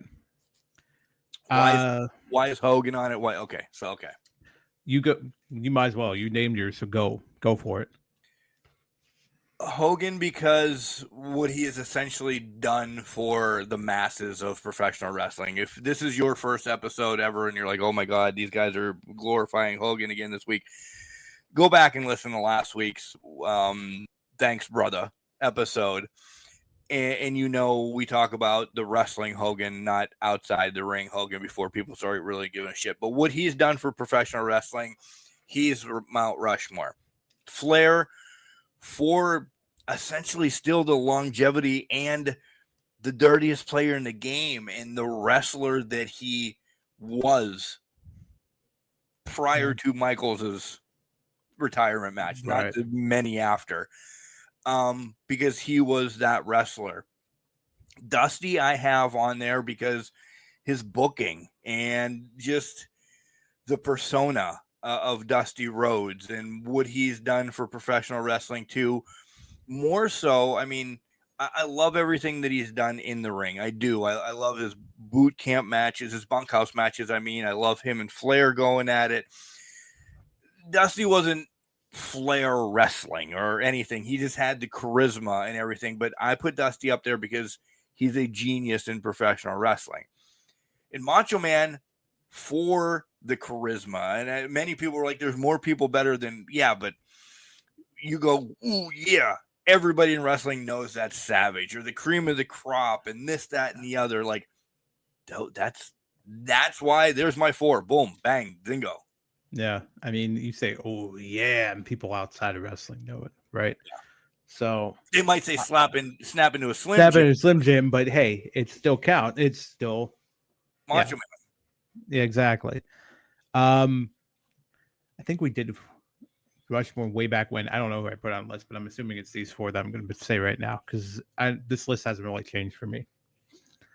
My list is Austin, Stone Cold, Undertaker, Ric Flair, Bret Hart.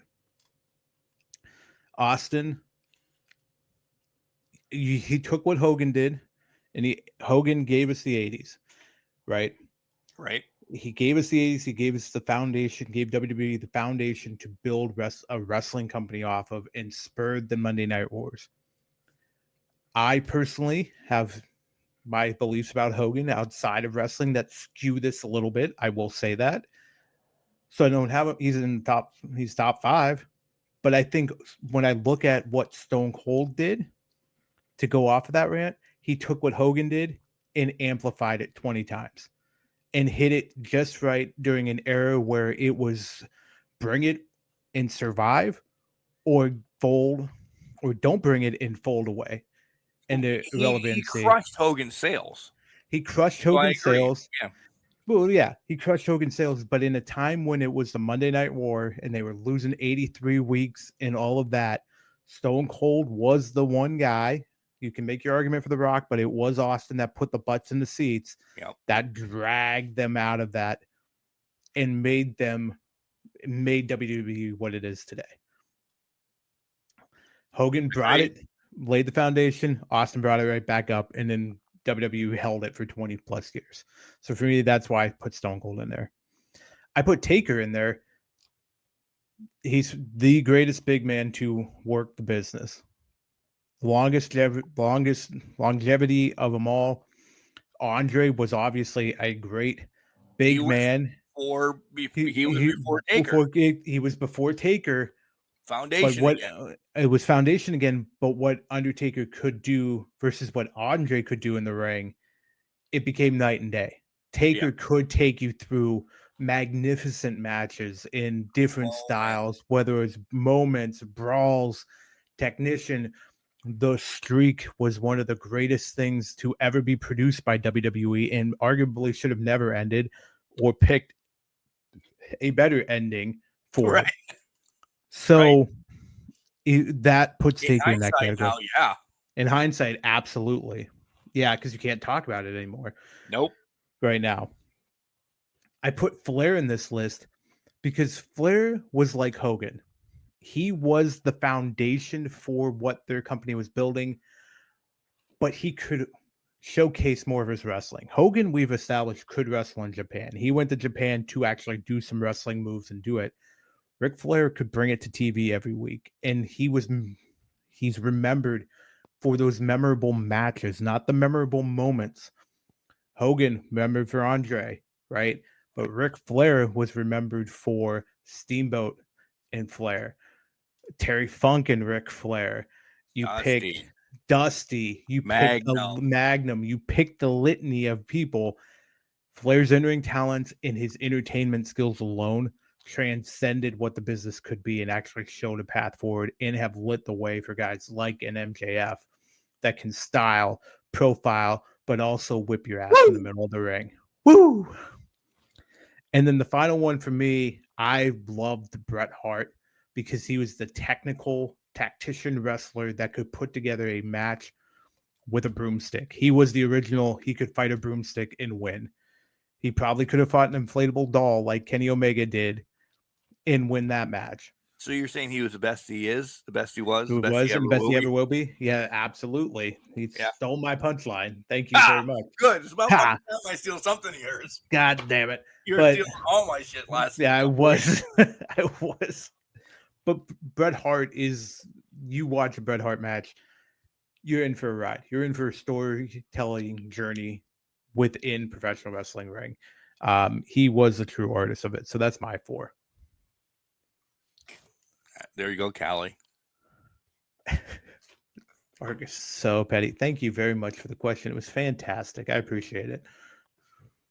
Hopefully he loses that title this week. I'm hoping I keep it so I can shine it up even more. Hello. I hope this finds you well. I'm kind of new to the podcast stuff and love pro wrestling. I just canceled my Sirius because pricing is getting my God.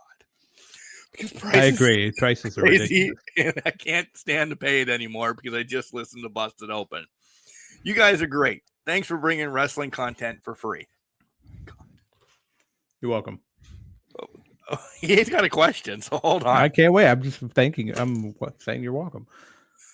Tell your story and how you found the love of pro wrestling and what it means to you. Oh, we've done this a lot, but these can be good. His name is Barry. Barry.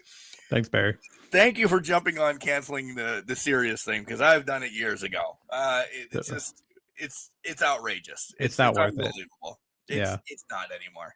Back in the day, the heyday of it, I was all for it. The treks from Erie to home and having one station the whole time. And Spotify gives you all the podcasts and everything, essentially. Yeah. So why have it? Yeah. And the pricing, you're right, Barry. The pricing is just they're gouging you to hit a button anymore. And they know, they're gouging you, and then when you try to quit, they're like, "Oh, we'll bring it down $20." Right? Yeah, we'll give it to you for $5 for the whole year. Yeah, where the fuck is this? Yeah. Why is this the standard price? $5 for a year. Let's just do it because all you're doing is hitting a button. Absolutely. It's still going to my Jeep. The button is just not on in my Jeep. They just have to send the frequency, and that's it. Right. It goes everywhere. It's not that it's not anywhere. They just have to go, Mark's Jeep, turn it on. Exactly. Oh, free week for everybody? Here we go. Yeah. So Barry's question is, tell us the story how you found the love for pro wrestling and what it means to you. I've always gone first this whole goddamn show. Go. That's fair. My love from pro wrestling ties back to kind of I think we brought up a little bit last week, trading tapes and all of that, or over the past couple of weeks. I know we've talked about trading tapes and all of that stuff. My father would get wrestling tapes from whoever, whether it was my cousins or from somebody that he knew at the bar or whatever it was, get me wrestling tapes so I could just watch. And I remember watching Survivor Series 94, Slamboree 94, a little bit of Halloween Havoc thrown in there to just beat the shit out of the tapes and watch them over and over and over again. And, my grandfather had the antique shop, so you saw I could get the LJN line from him, get some wrestlers from there. And the love had always been there. It was all about the tapes and how I could get them.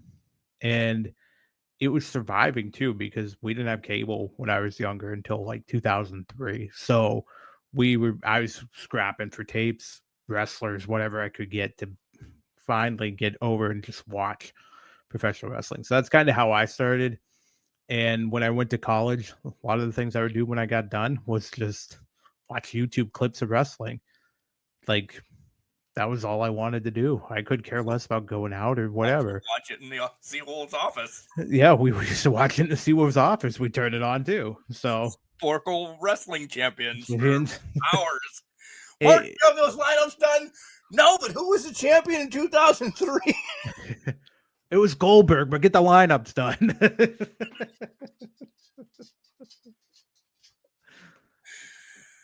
What's it mean to you, though? What's it, his other one, what's it mean to you? Professional wrestling back in the day was always an escape from anything that I had going on, or, it was a way to just unwind. I was never about the TV shows or like binging things. I've gotten more about that now that with my wife, because she loves binging television shows and that, and I appreciate it because she's opened up my eyes to a lot of different things. But back then it was video games and wrestling, and that always provided the escape I needed to just watch something that was entertaining and funny and also a masterpiece in my mind. So it's always had a deep down connection. I used to watch it with my dad before he passed away. So it always had that sentimental value to it as well. Mine essentially echoes Jenks, just another generation. Mine came from my grandfather as well. summers, my brother and I would always go to my grandmother's and spend a month or two of the summer just so, we did whatever. Yeah. And Saturday nights was always, wrestling was on. And my grandfather was pseudo deaf because he ran machinery. So it doesn't matter if you were outside or if you just heard that stuff was happening. Well, one of the times I actually sat down and I watched it with him, and it was Flair was talking, Dusty was talking, Rock and Roll Express, like that whole era. Because I think WWF at that time was only on like Monday Night Prime or whatever the hell it was called, or Saturday afternoons, but he wasn't in the house then, so it was always like 6:05 on Saturdays. So once dinner was done, I started watching with it. I'm like, oh, this is really cool. And he would fill me in on stuff, and and I'm like, okay, on and off with him here and there. But then as I grew older, it was, oh shit, this is on as well on Saturdays when I wasn't over at Grandma and Grandpa's during like school year. Yeah. I found it right on after cartoons, and I'm like, oh wow, this is really cool. And that was WWF Superstars. But then NWA would have theirs on at noon, and it would just roll into that. And then I would start like Sam Houston. I like Magnum TA. Like on Sundays when we would go over for lunch, dinner at Grandpa's, we would start talking wrestling. So that's kind of how I found it. Trickle into the WrestleManias, and then WrestleMania 4, I'm running a goddamn bracket at school, and I'm getting detention of, selling chances for who's going to win the wrestling. But that's why WrestleMania 4 is still my favorite, because I got in trouble for running a bracket at school. Pay $1 to get into this, and I won. Because nobody knew what the hell was going on, because we didn't have pay-per-view here. I'm like, this is what happened. No. So then my best friend comes along in 5th grade, and we started just talking wrestling, and then go back to Tyler's first question. Wrestling figures start coming out, and we're going places, and baseball.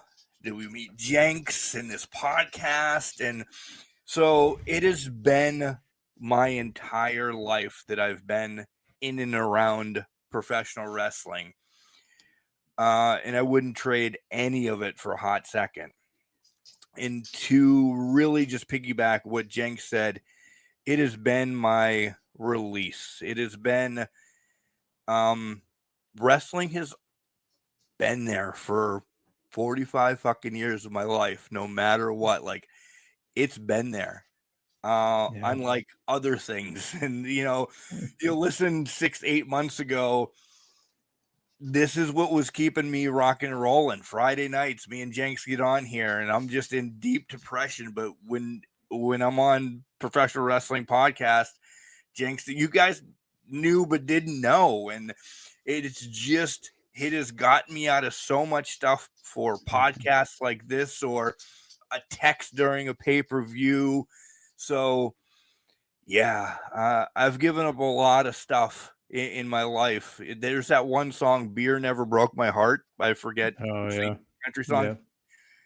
Wrestling has broken my heart, but in so many great ways. You know what I mean? Like, yeah. It breaks your heart to come back the next week. Right. So it has been it really has been like my life cycle. It's been amazing. So the day I die, I hope there's a wrestling match on the day that I pass. What? I don't mean it like that. What? I'm not trying to make it cynical. No. I'm asking this seriously. If you had the perfect way of going, and they're getting all upset because I'm going to ask this question, what would be the match you choose to die to?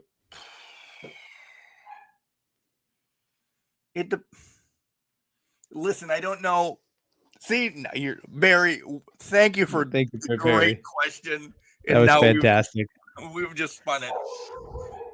If I died in a raging car crash or something like that, I want to watch like a death match before I die. Like I want, Hangman and Mox. like just a death match before I die. I'm like, all right, that's what I was just through. Boom, I'm done. If it's like a heart attack and I know it's coming, I want to watch Brett and Owen going at it. I love that. Or WrestleMania 3 of Steamboat and Savage. That I know how it ends. I know all the spots, but when that bell comes out and Savage gets boom and then he's done, that's when I want. God damn you! That's when I want to go. When he gets hit with the bell, because that's like the big part of the match. And I'm like, boom. I don't know. I could spin this really. No. What's yours? I have 3 because you introduced it. Death match. Why? I mean, I would love to see Swerve and Hangman one last time for the first time in the death match. I've always Omega and Ospreay at Forbidden Door was everything to me. And then I would watch Brett and Austin in the submission match, because that might be my favorite match of all time. Is just that match was perfect. It made so much sense in every aspect, except that Austin didn't have a real finisher at that time. Yeah. But it worked because they were professionals and they knew what they were doing. I think those, if I had to pick one match, it'd be one of those 3 to come off the top of my head. My third would be what's coming up on a 10-year reunion right now. If I was in like the lovey mood and I knew for a long time, it would be Sasha and Bailey. That's a good one. That would be a good one for me too. I will talk that match up. I think that's my favorite women's match of all time. Yeah. Even what Tony and Mercedes just did right now, nobody in my eyes, I think, will ever touch what Sasha and Bailey did that night. That's going to be hard pressed. 100%. Barry, great way to bring this. Just stop shitting on Sirius. Just don't go back. Don't go back. Stick and stay with us. Yeah, exactly. Sup, guys? Keep keeping it real. With JC Jane being TNA champ and others before holding I know where this is going. Holding titles. Too. Do you think TKO is just waiting for legal paperwork to settle before they completely buy TNA? The talent switches so often. I never thought I'd see AJ back there again. But money talks, right, Joseph? Yes. Yeah. Absolutely. It's a matter of when they're waiting. Yeah. It's when something's going on, some snafu happen, and now it's just a matter of when. Because there's no way you put your 2 top titles on WWE talent unless something's happening. Right. No knock on Ed. Maybe AJ said, hey, this is, Slammiversary 20 or whatever. Yeah. Maybe AJ did say, hey, we're working with them now. Can I go make an appearance to the house that I fucking built? Yeah. Maybe he did ask that. It's huge for him to be going back and doing whatever he's going to do. I agree. So, yeah, without a doubt, because this has been more than just I'll scratch your back, you scratch my back. I'm not being a dick. Send in AJ at his older level to TNA is doing more than even when Joe Hendry came over. Yeah. Oh, absolutely. So, yeah, there's an I that they missed, or a T, or a period somewhere. Something's happening. There's a contract somewhere that is interfering with the final signature. Yeah. Or they're being cute and they just want to wait till the beginning of the year. Right. Yeah, because your 2 champions reside in NXT. Yeah.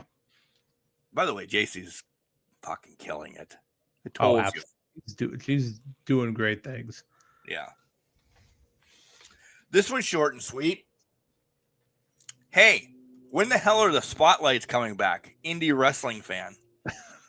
This one's directed completely at me. I appreciate all the questions we're getting because they seem to just be coming right for you tonight. And duly noted. Yeah. Duly noted, and it's okay. There are some feelers out. Jenks has nothing to know about this one, and I apologize.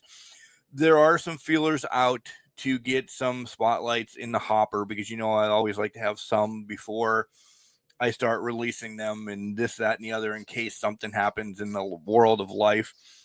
But I'll tell you this, that because they're in the hopper of getting some people on, and 15 days before my MF and Nightmare is closed for the summer, that has been most of my struggles of why spotlights have paused, because I've been living at work a lot because of ramifications of state and this, that, and the other. And I don't know if I can say, hey, let's record on a Monday night at 6:00 when a kid shits in a pool or something blows up at the pool or this, that, or the other. I can't cancel on people because one, it's wrong.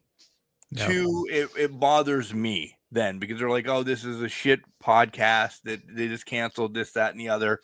I don't want that reputation. So I have paused scheduling, but I do know my date that I can actually open my books back up again then to get some people. I do want a past guest that has been on the show. I'm working to get him back on because he's kind of transitioned into something that's more bananas and also wrestling as well. So there's kind of a little carryover there that I want to talk to this guy. He's kind of a big cheese as well. So he does some cool stuff in and around baseball and wrestling. So yeah, we connected, and actually, I got thrown a clip earlier this week from my boys in Ohio, Brock's Boulder. Him and Titan Troy were talking shit on me on their podcast, so that needs to return back again as well. So, yeah, so they're in the mix. It was just a horrible summer, but we just have to make sure everything is copacetic on my schedule because I can't cancel on people because my mom and my grandma will yell at me from my shoulders. That's fair. Indie wrestling fan, though. Son of a bitch. I don't know who it is. It could be anybody. It could be fucking anybody. Anybody out there that's an a-hole. So and you know what? Let's be honest. It's probably somebody you know. I know. Yeah, you know who this is. Yeah. Yeah. That's why they said indie. I know them. Yeah. And I'm still probably talking to them weekly. 100%. Yeah. So, indie wrestling fan, you should have signed an asshole. What is the end game for all this silly El Grande stuff? Chad Gable's out. Now Kaiser's him. No one gives two shits. Chad Gable just needs a return and drop this. Will's angry. Will doesn't like it, but we have no proof that this is Chad Gable or Kaiser or Pete Dunne, right? Butch, whoever it is. But I didn't like his mask. By the way, I thought it was Rey Mysterio at one point. Like when you first look at it, it looks like Rey's mask. But okay, I don't know what the end game to this whole fucking thing is. But I think there was one with Chad. There was one, absolutely, but then he got injured. Now we're going to play the Mr. Wrestling 2, wear the mask. The Black Scorpion. The Black Scorpion, who's this guy? Yeah, absolutely. It's just going to rotate between them and then go back to Chad when Chad's ready to go again. Yeah. And then maybe we'll get it back to Chad and Penta, or maybe Chad and Phoenix by then, or something. Okay. But Chad's gone for what, 6 months? 9, I thought. Okay. So it's going to be a while. Yeah. But now here's the problem. It's a comic relief right now. Since it's a comic. It's so serious. Yeah. It's a comic relief, but here's the problem with it. The fans of Mexico love it. Yeah, they do. American fans, not so much, but the fans of Mexico do seem to love it. So it could be hanging out for quite a while. It could. Hey, Jenks. We're down to our last one. Oh boy. Hey guys, first time writer. Oh, by the way, that last one was from Will. Thanks, Will. You did say that, yeah. Well, okay. Hey guys, first time writer, long time fan. What are your thoughts? I figured this was coming. What are your thoughts on the new Netflix show? Tom. Well, Tom, I think I've seen most of the first episode without actually turning on the first episode because the clips are everywhere.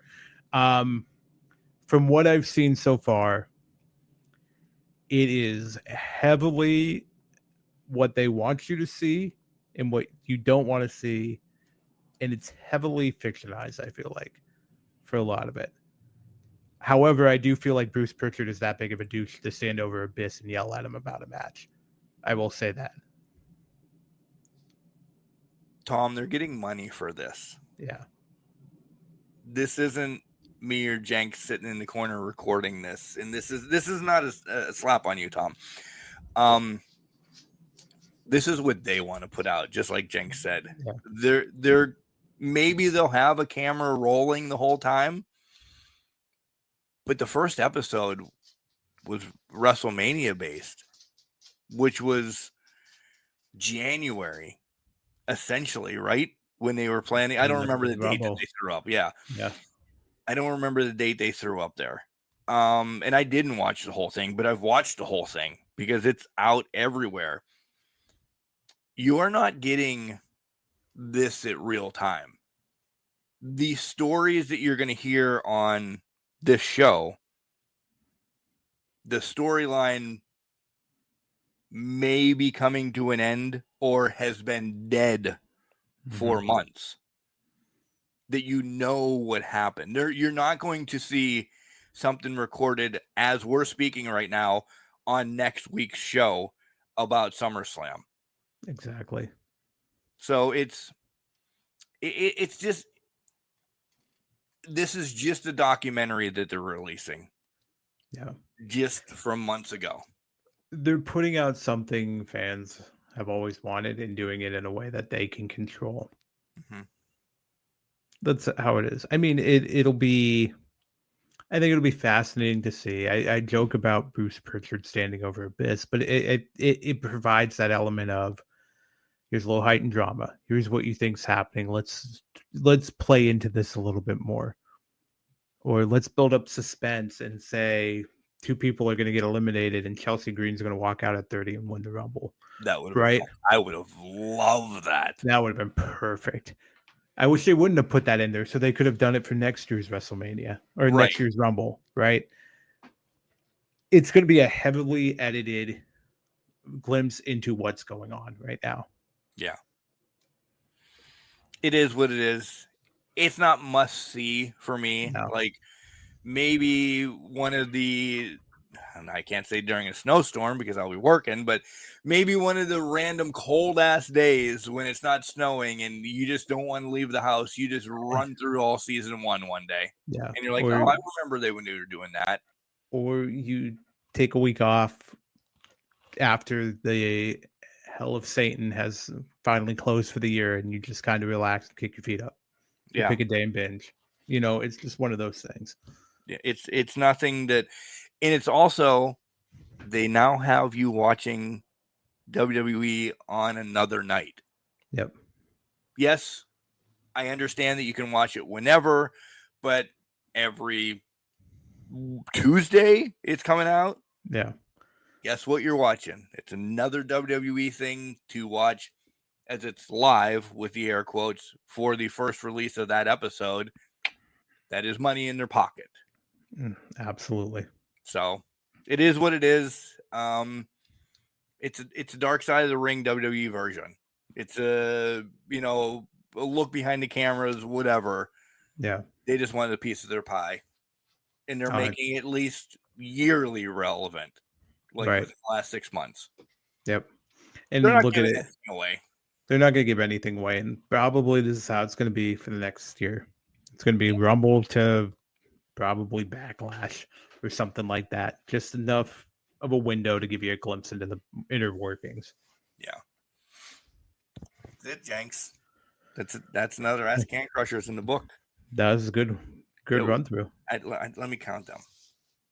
I thought, oh no.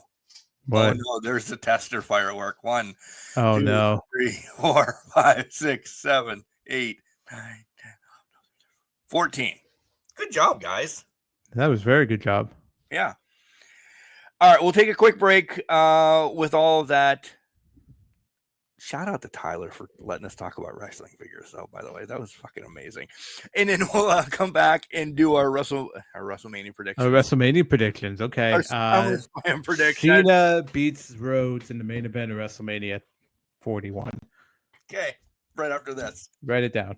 This is your queen of chaos, Aaron Aris, and I just wrapped my phenomenal, wonderful, bow-worthy episode on the Can Crushers podcast. And if you aren't lame and you decide to stick around and support my friends over here at Can Crushers podcast, make sure you go to their YouTube page, hit like, hit follow, and subscribe for all the future Can Crushers podcasts. Welcome back, everybody, to Can Crushers Wrestling Podcast. It is time for SummerSlam predictions, and for WrestleMania. And it's not WrestleMania, but for the first time ever, we have 2 nights of programming. I'm not for this on SummerSlam. I'm not for this on any pay-per-view. I don't think it needs to be the buy one get one extravaganza. I don't think you need that. I don't like it. I said it from when WrestleMania started 2 nights. I definitely, now they're just saturating it too much. Yeah. So Go ahead. The way the cards are broken up so far, it seems like night 2 is designed for you to watch because it's very gimmick match heavy. Yeah. Based off what I'm seeing. So, but by the way, Jelly Roll's hurt. And got hurt. McIntyre. Yeah, that was released today as recording during training. I missed it. Ugh. Now and what Drew are they McIntyre might not still be here. And the Miz is like, I guess I can take the spot. I mean, you got to Joe Hendry's available probably. Right. Get Joe Hendry back. He needs to get his rematch. A match it should. Go ahead. All right. Let's do this. So, night 1. What? The title on the line? Are you and Callie? SummerSlam. Are you and Callie going to allow this to happen? Listen, it's SummerSlam. We have to put the title on the line. Is Callie in your corner? She might be. I mean, she's definitely a fan. Yeah. And definitely does not want you to have it back. So I'll take any help I can like get. Mr. Fuji, just waiting to throw salt in my eyes. So mad at her right now. She's got a tennis racket like Cornette, just smacking you in the back. All right. Night 1. Let's burn through this. Sami Zayn versus Karrion Kross. Welcome to SummerSlam. What do you think? I think this Sammy's got to get his comeuppance, right? He's beating the fuck over this whole thing. Yeah. You going Sammy?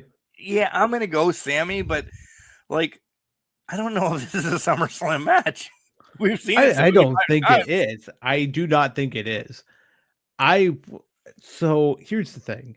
I don't know if Karrion Kross's contract's coming up, because I think if his contract's renewed, he's winning this match. But if he's not, then he's going to lose this match, because why would they book this, right? Right. I'm going to take Sammy too, because I just don't know what they're thinking with this. Even though Karrion's gotten so much over in between matches, he still has not won the match. Right.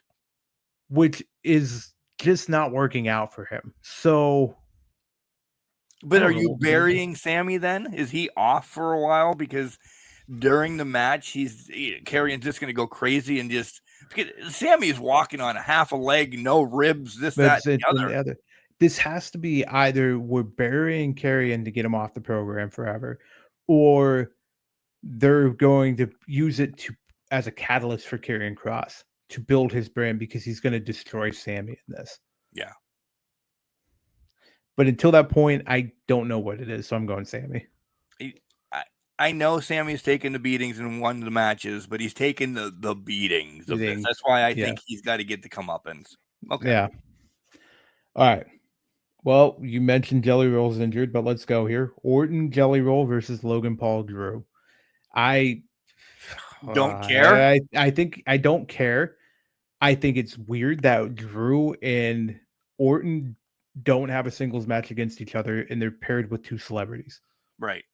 Like if it was okay, Logan Paul, whatever, I guess I can get because he has actually been there for a while. But the Jelly Roll piece of this is just throwing me off.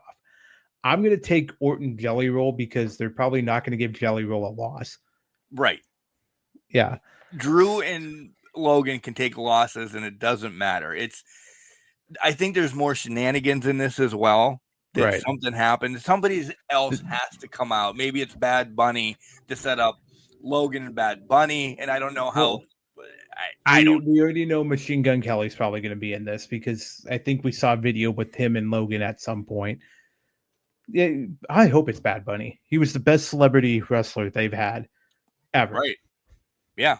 I just you can't let Jelly Roll take a loss. Absolutely. It's just not, you can't do that. Okay. Let's go to the women's championship match. Let's get it out of the way.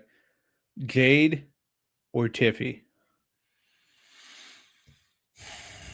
Begrudgingly. I think it's Jade because we said stuff earlier that this might be the Charlotte syndrome thing finally paying its head off, and it's we don't have a Money in the Bank that we thought would have made more sense off of this. Yep. I think we're still trying to get to Jade and Bianca for this title, essentially. Somehow. I think it's Jade. I completely agree. And their plan was always to put it on Jade, so it's not changing now. It's just weird that they're doing it with two young, right? The young up and comers facing each other, but maybe they'll surprise us. Maybe. But okay. Women's Tag Team Championship, Judgment Day, Roxy and Raquel versus Charlotte and Alexa. I think we both have the same pick here. Charlotte and Alexa's mine. They're not best friends. They're not best friends. No, not at all. No. But they are the new tag team champions. Yep, absolutely. Yeah. This is a business decision. And it is going to lead for a hell of a match at Royal Rumble or something. They'll keep the titles for a while. Yeah. But there is going to be a hell of an explosion. And this is a great feud to have. And I'm not even going to call this undercard because they're not around championships when they lose the tag titles. But this story is going to be fucking fun to go with. 100%. Did you see both of them go on a roller coaster this week? Oh, the interview? Yeah. I saw the Charlotte portion of it. I didn't see Alexa's yet. Oh, Lexi loved hers. I bet she did, but Charlotte hated hers. She did. She was, I fucking hate this. I'm going to kill Lexi. Oh, God damn it. All right. We have, there's a lot of people upset this isn't the main event of night one. I'm not one of them. But Roman and Jay versus Braun and Bronson Reed. Braun Breaker and Bronson Reed. To me, this is a no-brainer. Like Roman's back. Roman and Jay. It's going to be a catalyst to more probably after the match. Yeah. Because I think things are happening because legends have canceled being at WrestleCon. Rikishi and Haku, essentially. They're linked to what is the bloodline. Maybe there's a reformation coming as well. For me, this is without a doubt Roman's first match back. Listen, all of that. Roman J. I think the only caveat I'd throw in here is if there was a WrestleMania match to be had between Braun Breaker and Roman Reigns, but it's not happening this next year. Yet. It's not happening yet. If it was, I'd say this would be the catalyst for it. We're starting the road, but until that point, it's Roman and Jay winning this match. Yeah. All right. Night one main event. The World Heavyweight Championship. CM Punk Gunther, is Punker finally getting his world heavyweight championship? It sucks that you have to go first after that great introduction. I know, absolutely. Because you wanted me to go first. I did, but it's okay. It's okay. I'm going to take he will win the title, and then he will immediately hand it off to somebody based off an idea you had a week or two ago. I think Seth's cashing in. We have not heard a fucking thing about this injury, and the fact that they can't diagnose it yet is telling me this is a fucking farce. His knee cannot be this blown up. Becky Lynch is now TikToking him and the kid walking through New York City, and he's got crutches, but WWE hasn't touched this. They're trying. They really are trying. Paul tried a couple weeks ago when they were in the ring and Roman came out.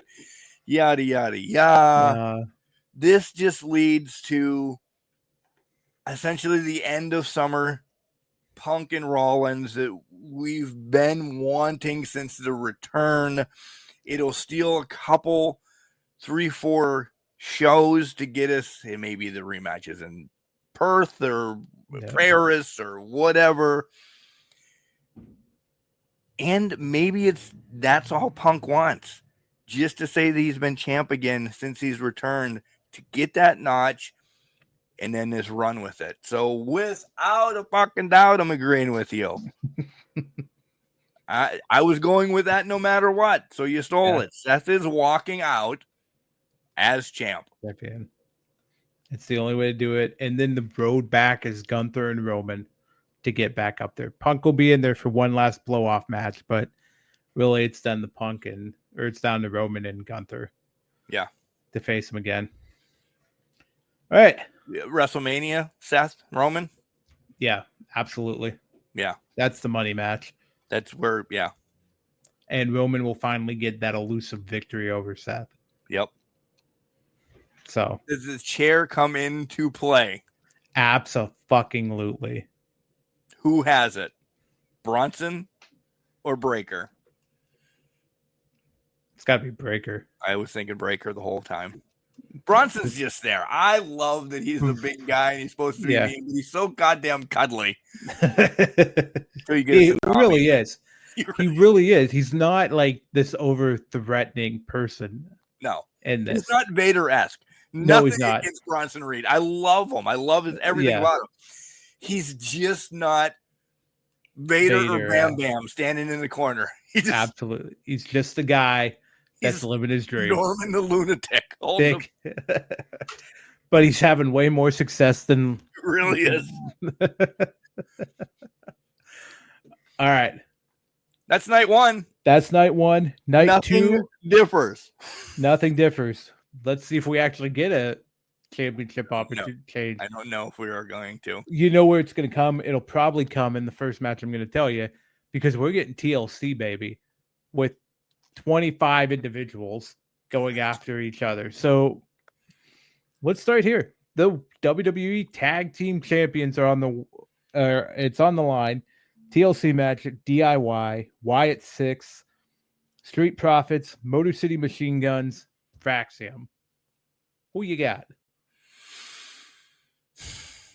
My heart wants to go that they want Faxium because it is so much with all of them then. Yeah.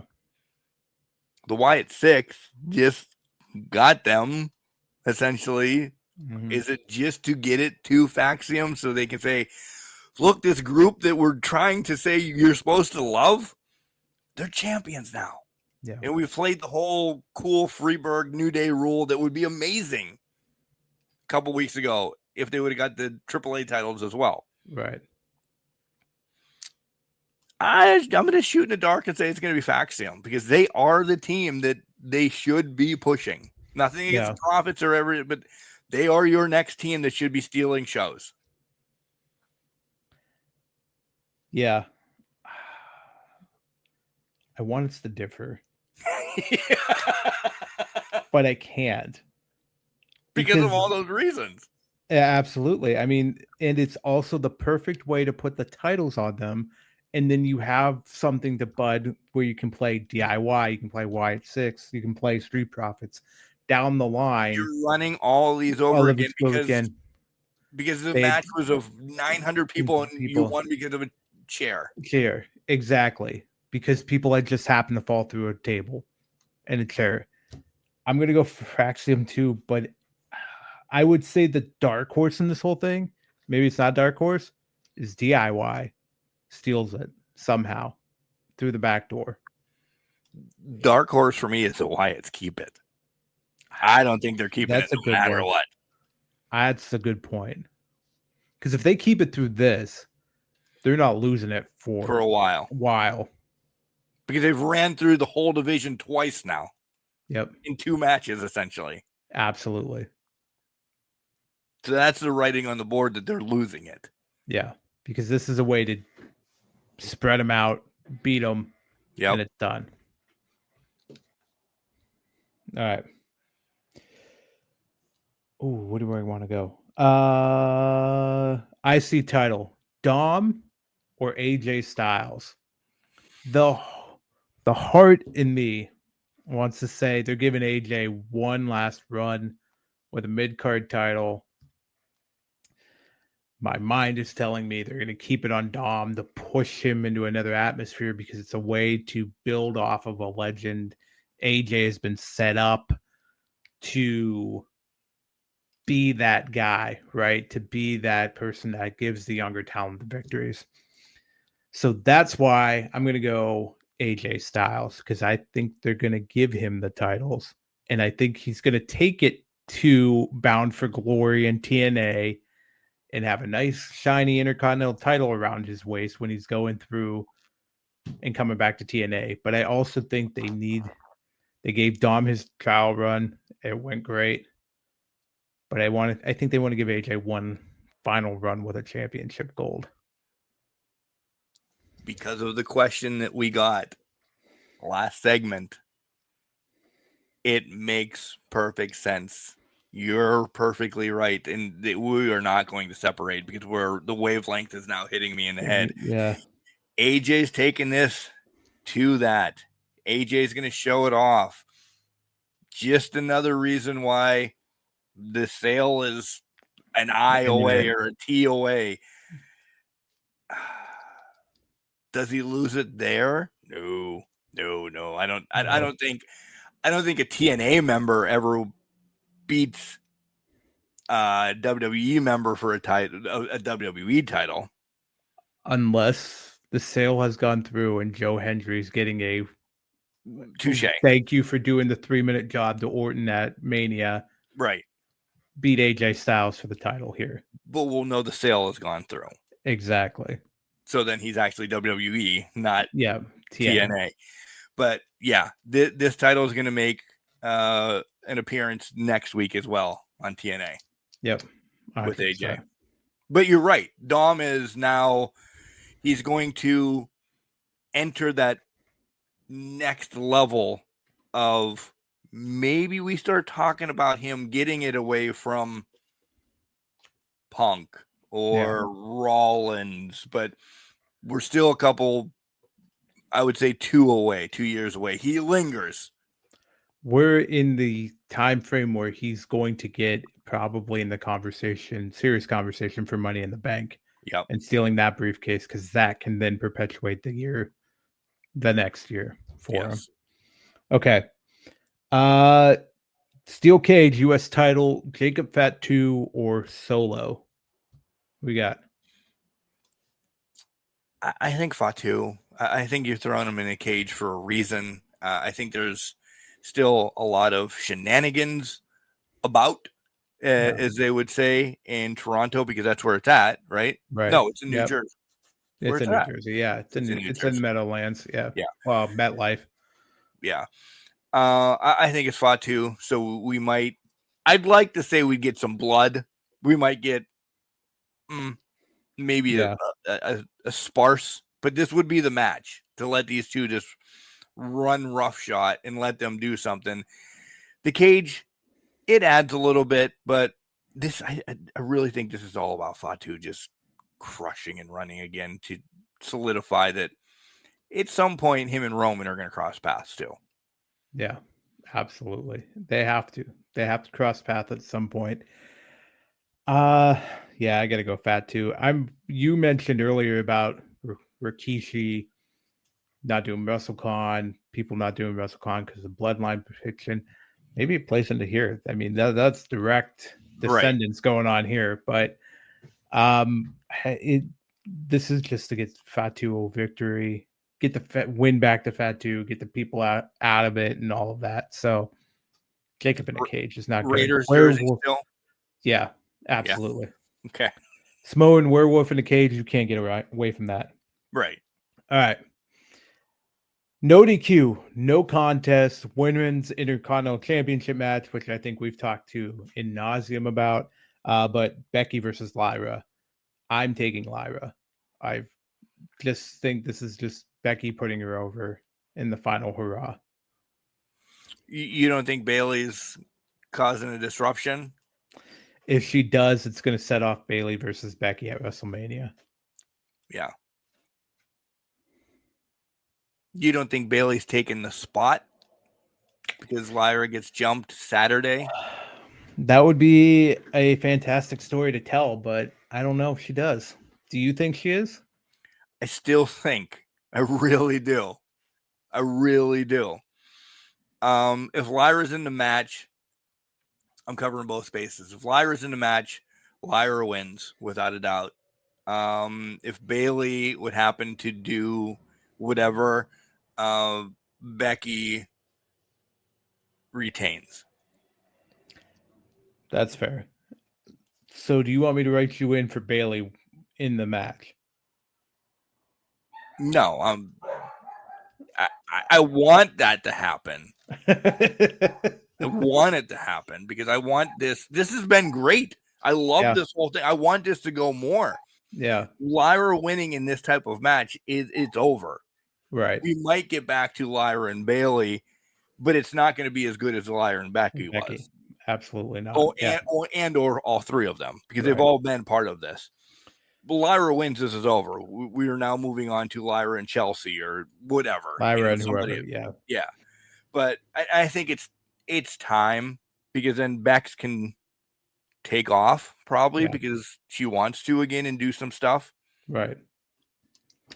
I think if Bayley ends up somehow getting involved, I would pick Bayley.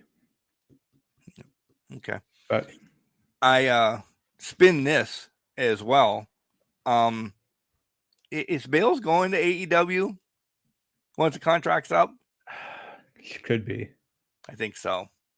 I think Monet's having a lot more fun there, and it's very much a eye-opening experience. Because why hasn't Bayley sniffed any of these mid-card titles now? Yeah, it's been kind of weird that she's only gotten one shot at it. Mm-hmm. Yeah, I really think the writing's on Bale's like, I'm going to wait. She saw what Becky did, or maybe she wants to do what Becky did. Sit out for a year. Yeah. Hey, throw me some money and I'll come back. She's going to have Becky in one ear, and she's going to have Mercedes in the other saying, look what you could do here. You could be Bayley 20 belts. But to that point, the Monet one is going to be the one that's talking loudest because that is her ride or die. Yeah. So right. Lyra wins. Lyra. Okay. Women's World Heavyweight Championship match. Naomi, Rhea, or Io. Who do you have? I really don't know. I want all of them. Yeah. I think. Because Naomi's been, I think this is some of Naomi's best ever. Io is phenomenal. And Mommy hasn't been on top in a while, but Mommy is always on top. But does Mommy need to be on top anymore? Hasn't she hit the Orton stage, essentially? Yeah, I would think so.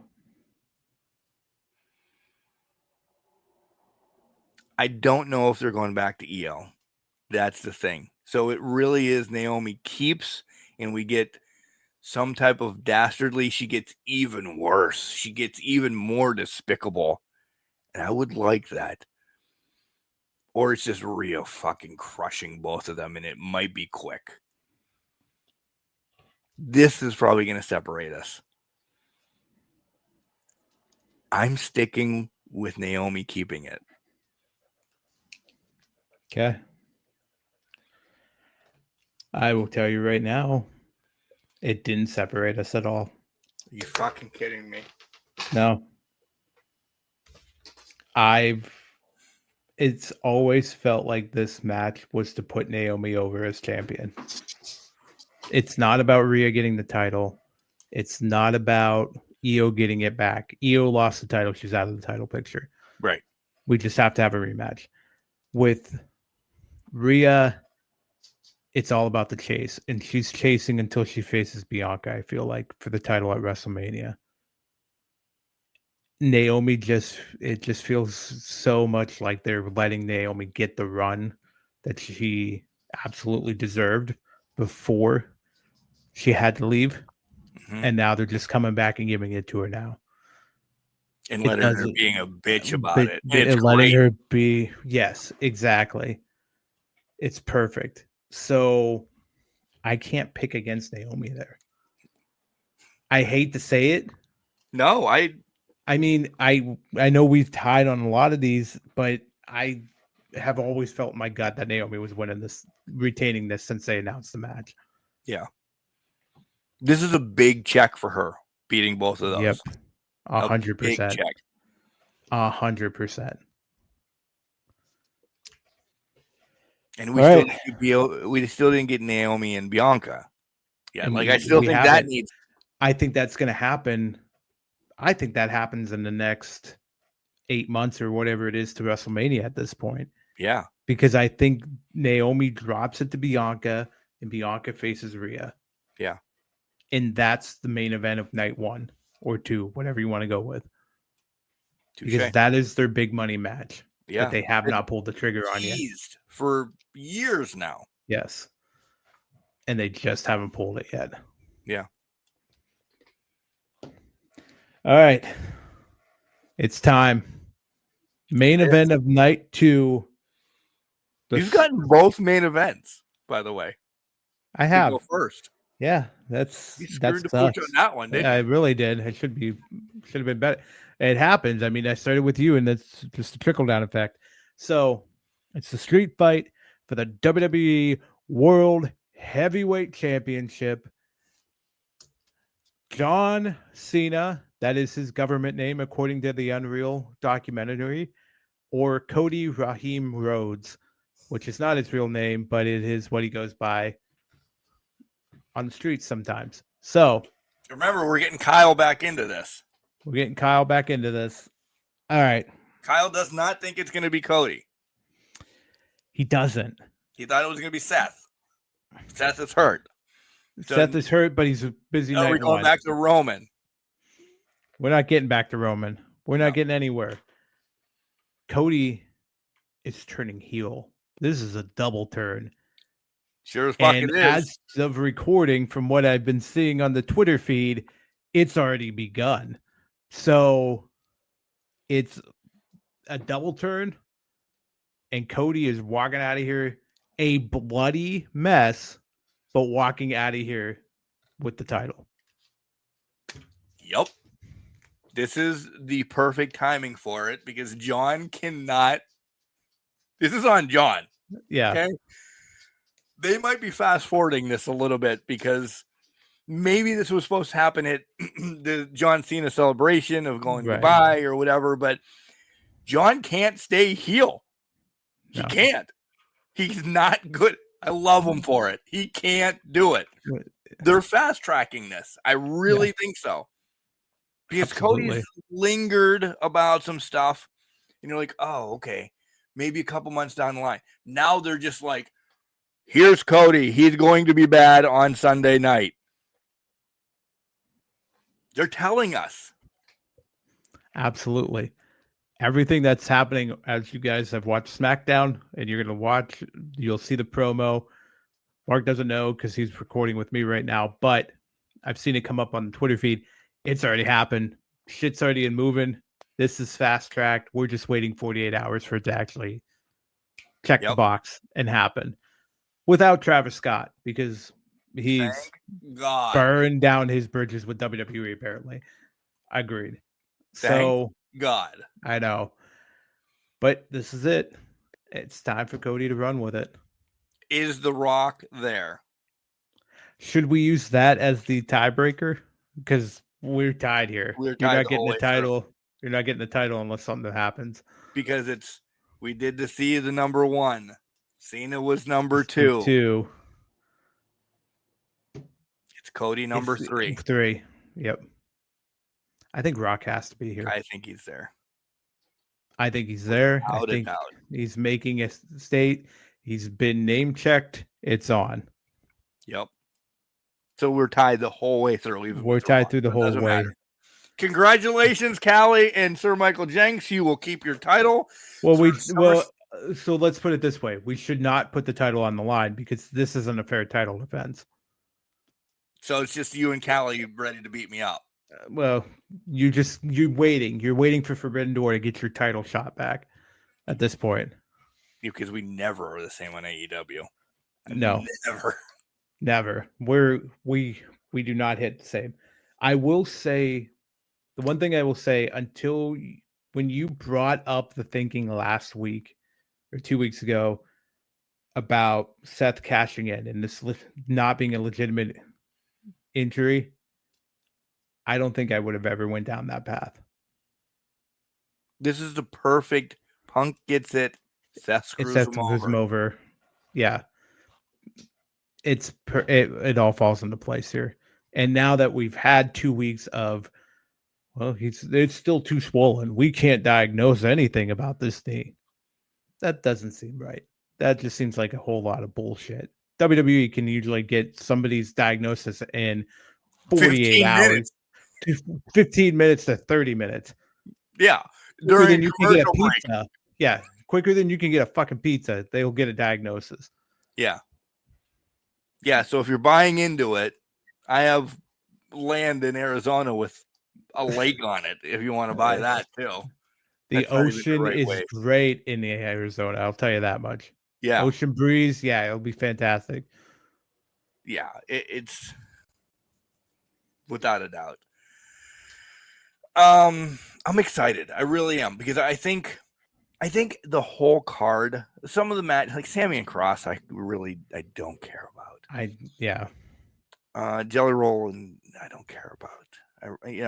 The Jade match, but after that, even down the line, like Alexa and Flair, I'm excited about. I want to see what something's going to happen in Roman J with that. The multi-trillion tag team match is going to be a train wreck. Oh, absolutely. So there's not a bad match on this card. I don't think. I would agree. There are definitely matches that are just stinkers, that are just not appealing. Something stupid is going to happen. If Jelly Roll gets into the ring, it's at least going to be a moment where like, oh my fucking God, I don't believe it did that. Yeah. Canadian Destroyer? No. Is that going to separate us right there? I don't know. He barely did a choke slam the couple times he was in the ring. Thanks to Austin Theory, that one looked legitimate. Yeah. Yeah. I mean, he hit a black hole slam. Yeah, he did. Sure did. Sir Michael Jenks, what do you have going on this week? Oh, this week I'm going to see the Killers in concert, enjoying that little ruckus, and then a normal week after that. What about you? Nothing. He wasn't preparing to get it back that quickly. Yeah, nothing. Really nothing. I don't have a God blessed thing planned. I don't know. I don't know if Max wants to do something maybe, or I don't know. Yeah. That's true.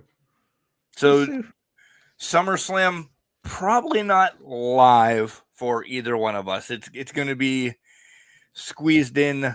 I do have something going on Saturday nights. It's none of your business. So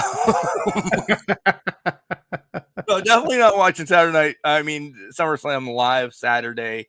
I could squeeze it in on Sunday, but I'm not big on watching. I don't know how you do it anymore. Watching both shows like back to back. I will tell you, when I watched WrestleMania 39 back to back, it was an experience in its own right. Yeah. So but we just did 6 hours with AEW. All in and that. Yeah. And then right into main event. I watched the last out. Yeah. Yeah. So it's doable. I don't know if it's doable in 3 weeks apart, but it's doable. Right. It should be live for me Saturday, but not Sunday because that's when the concert is. So, what are you excited to see by the Killers?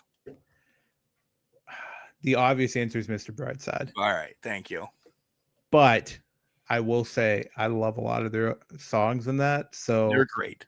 They're great. I'm hopeful that it's a great concert live. Mr. Brightside's top of the list.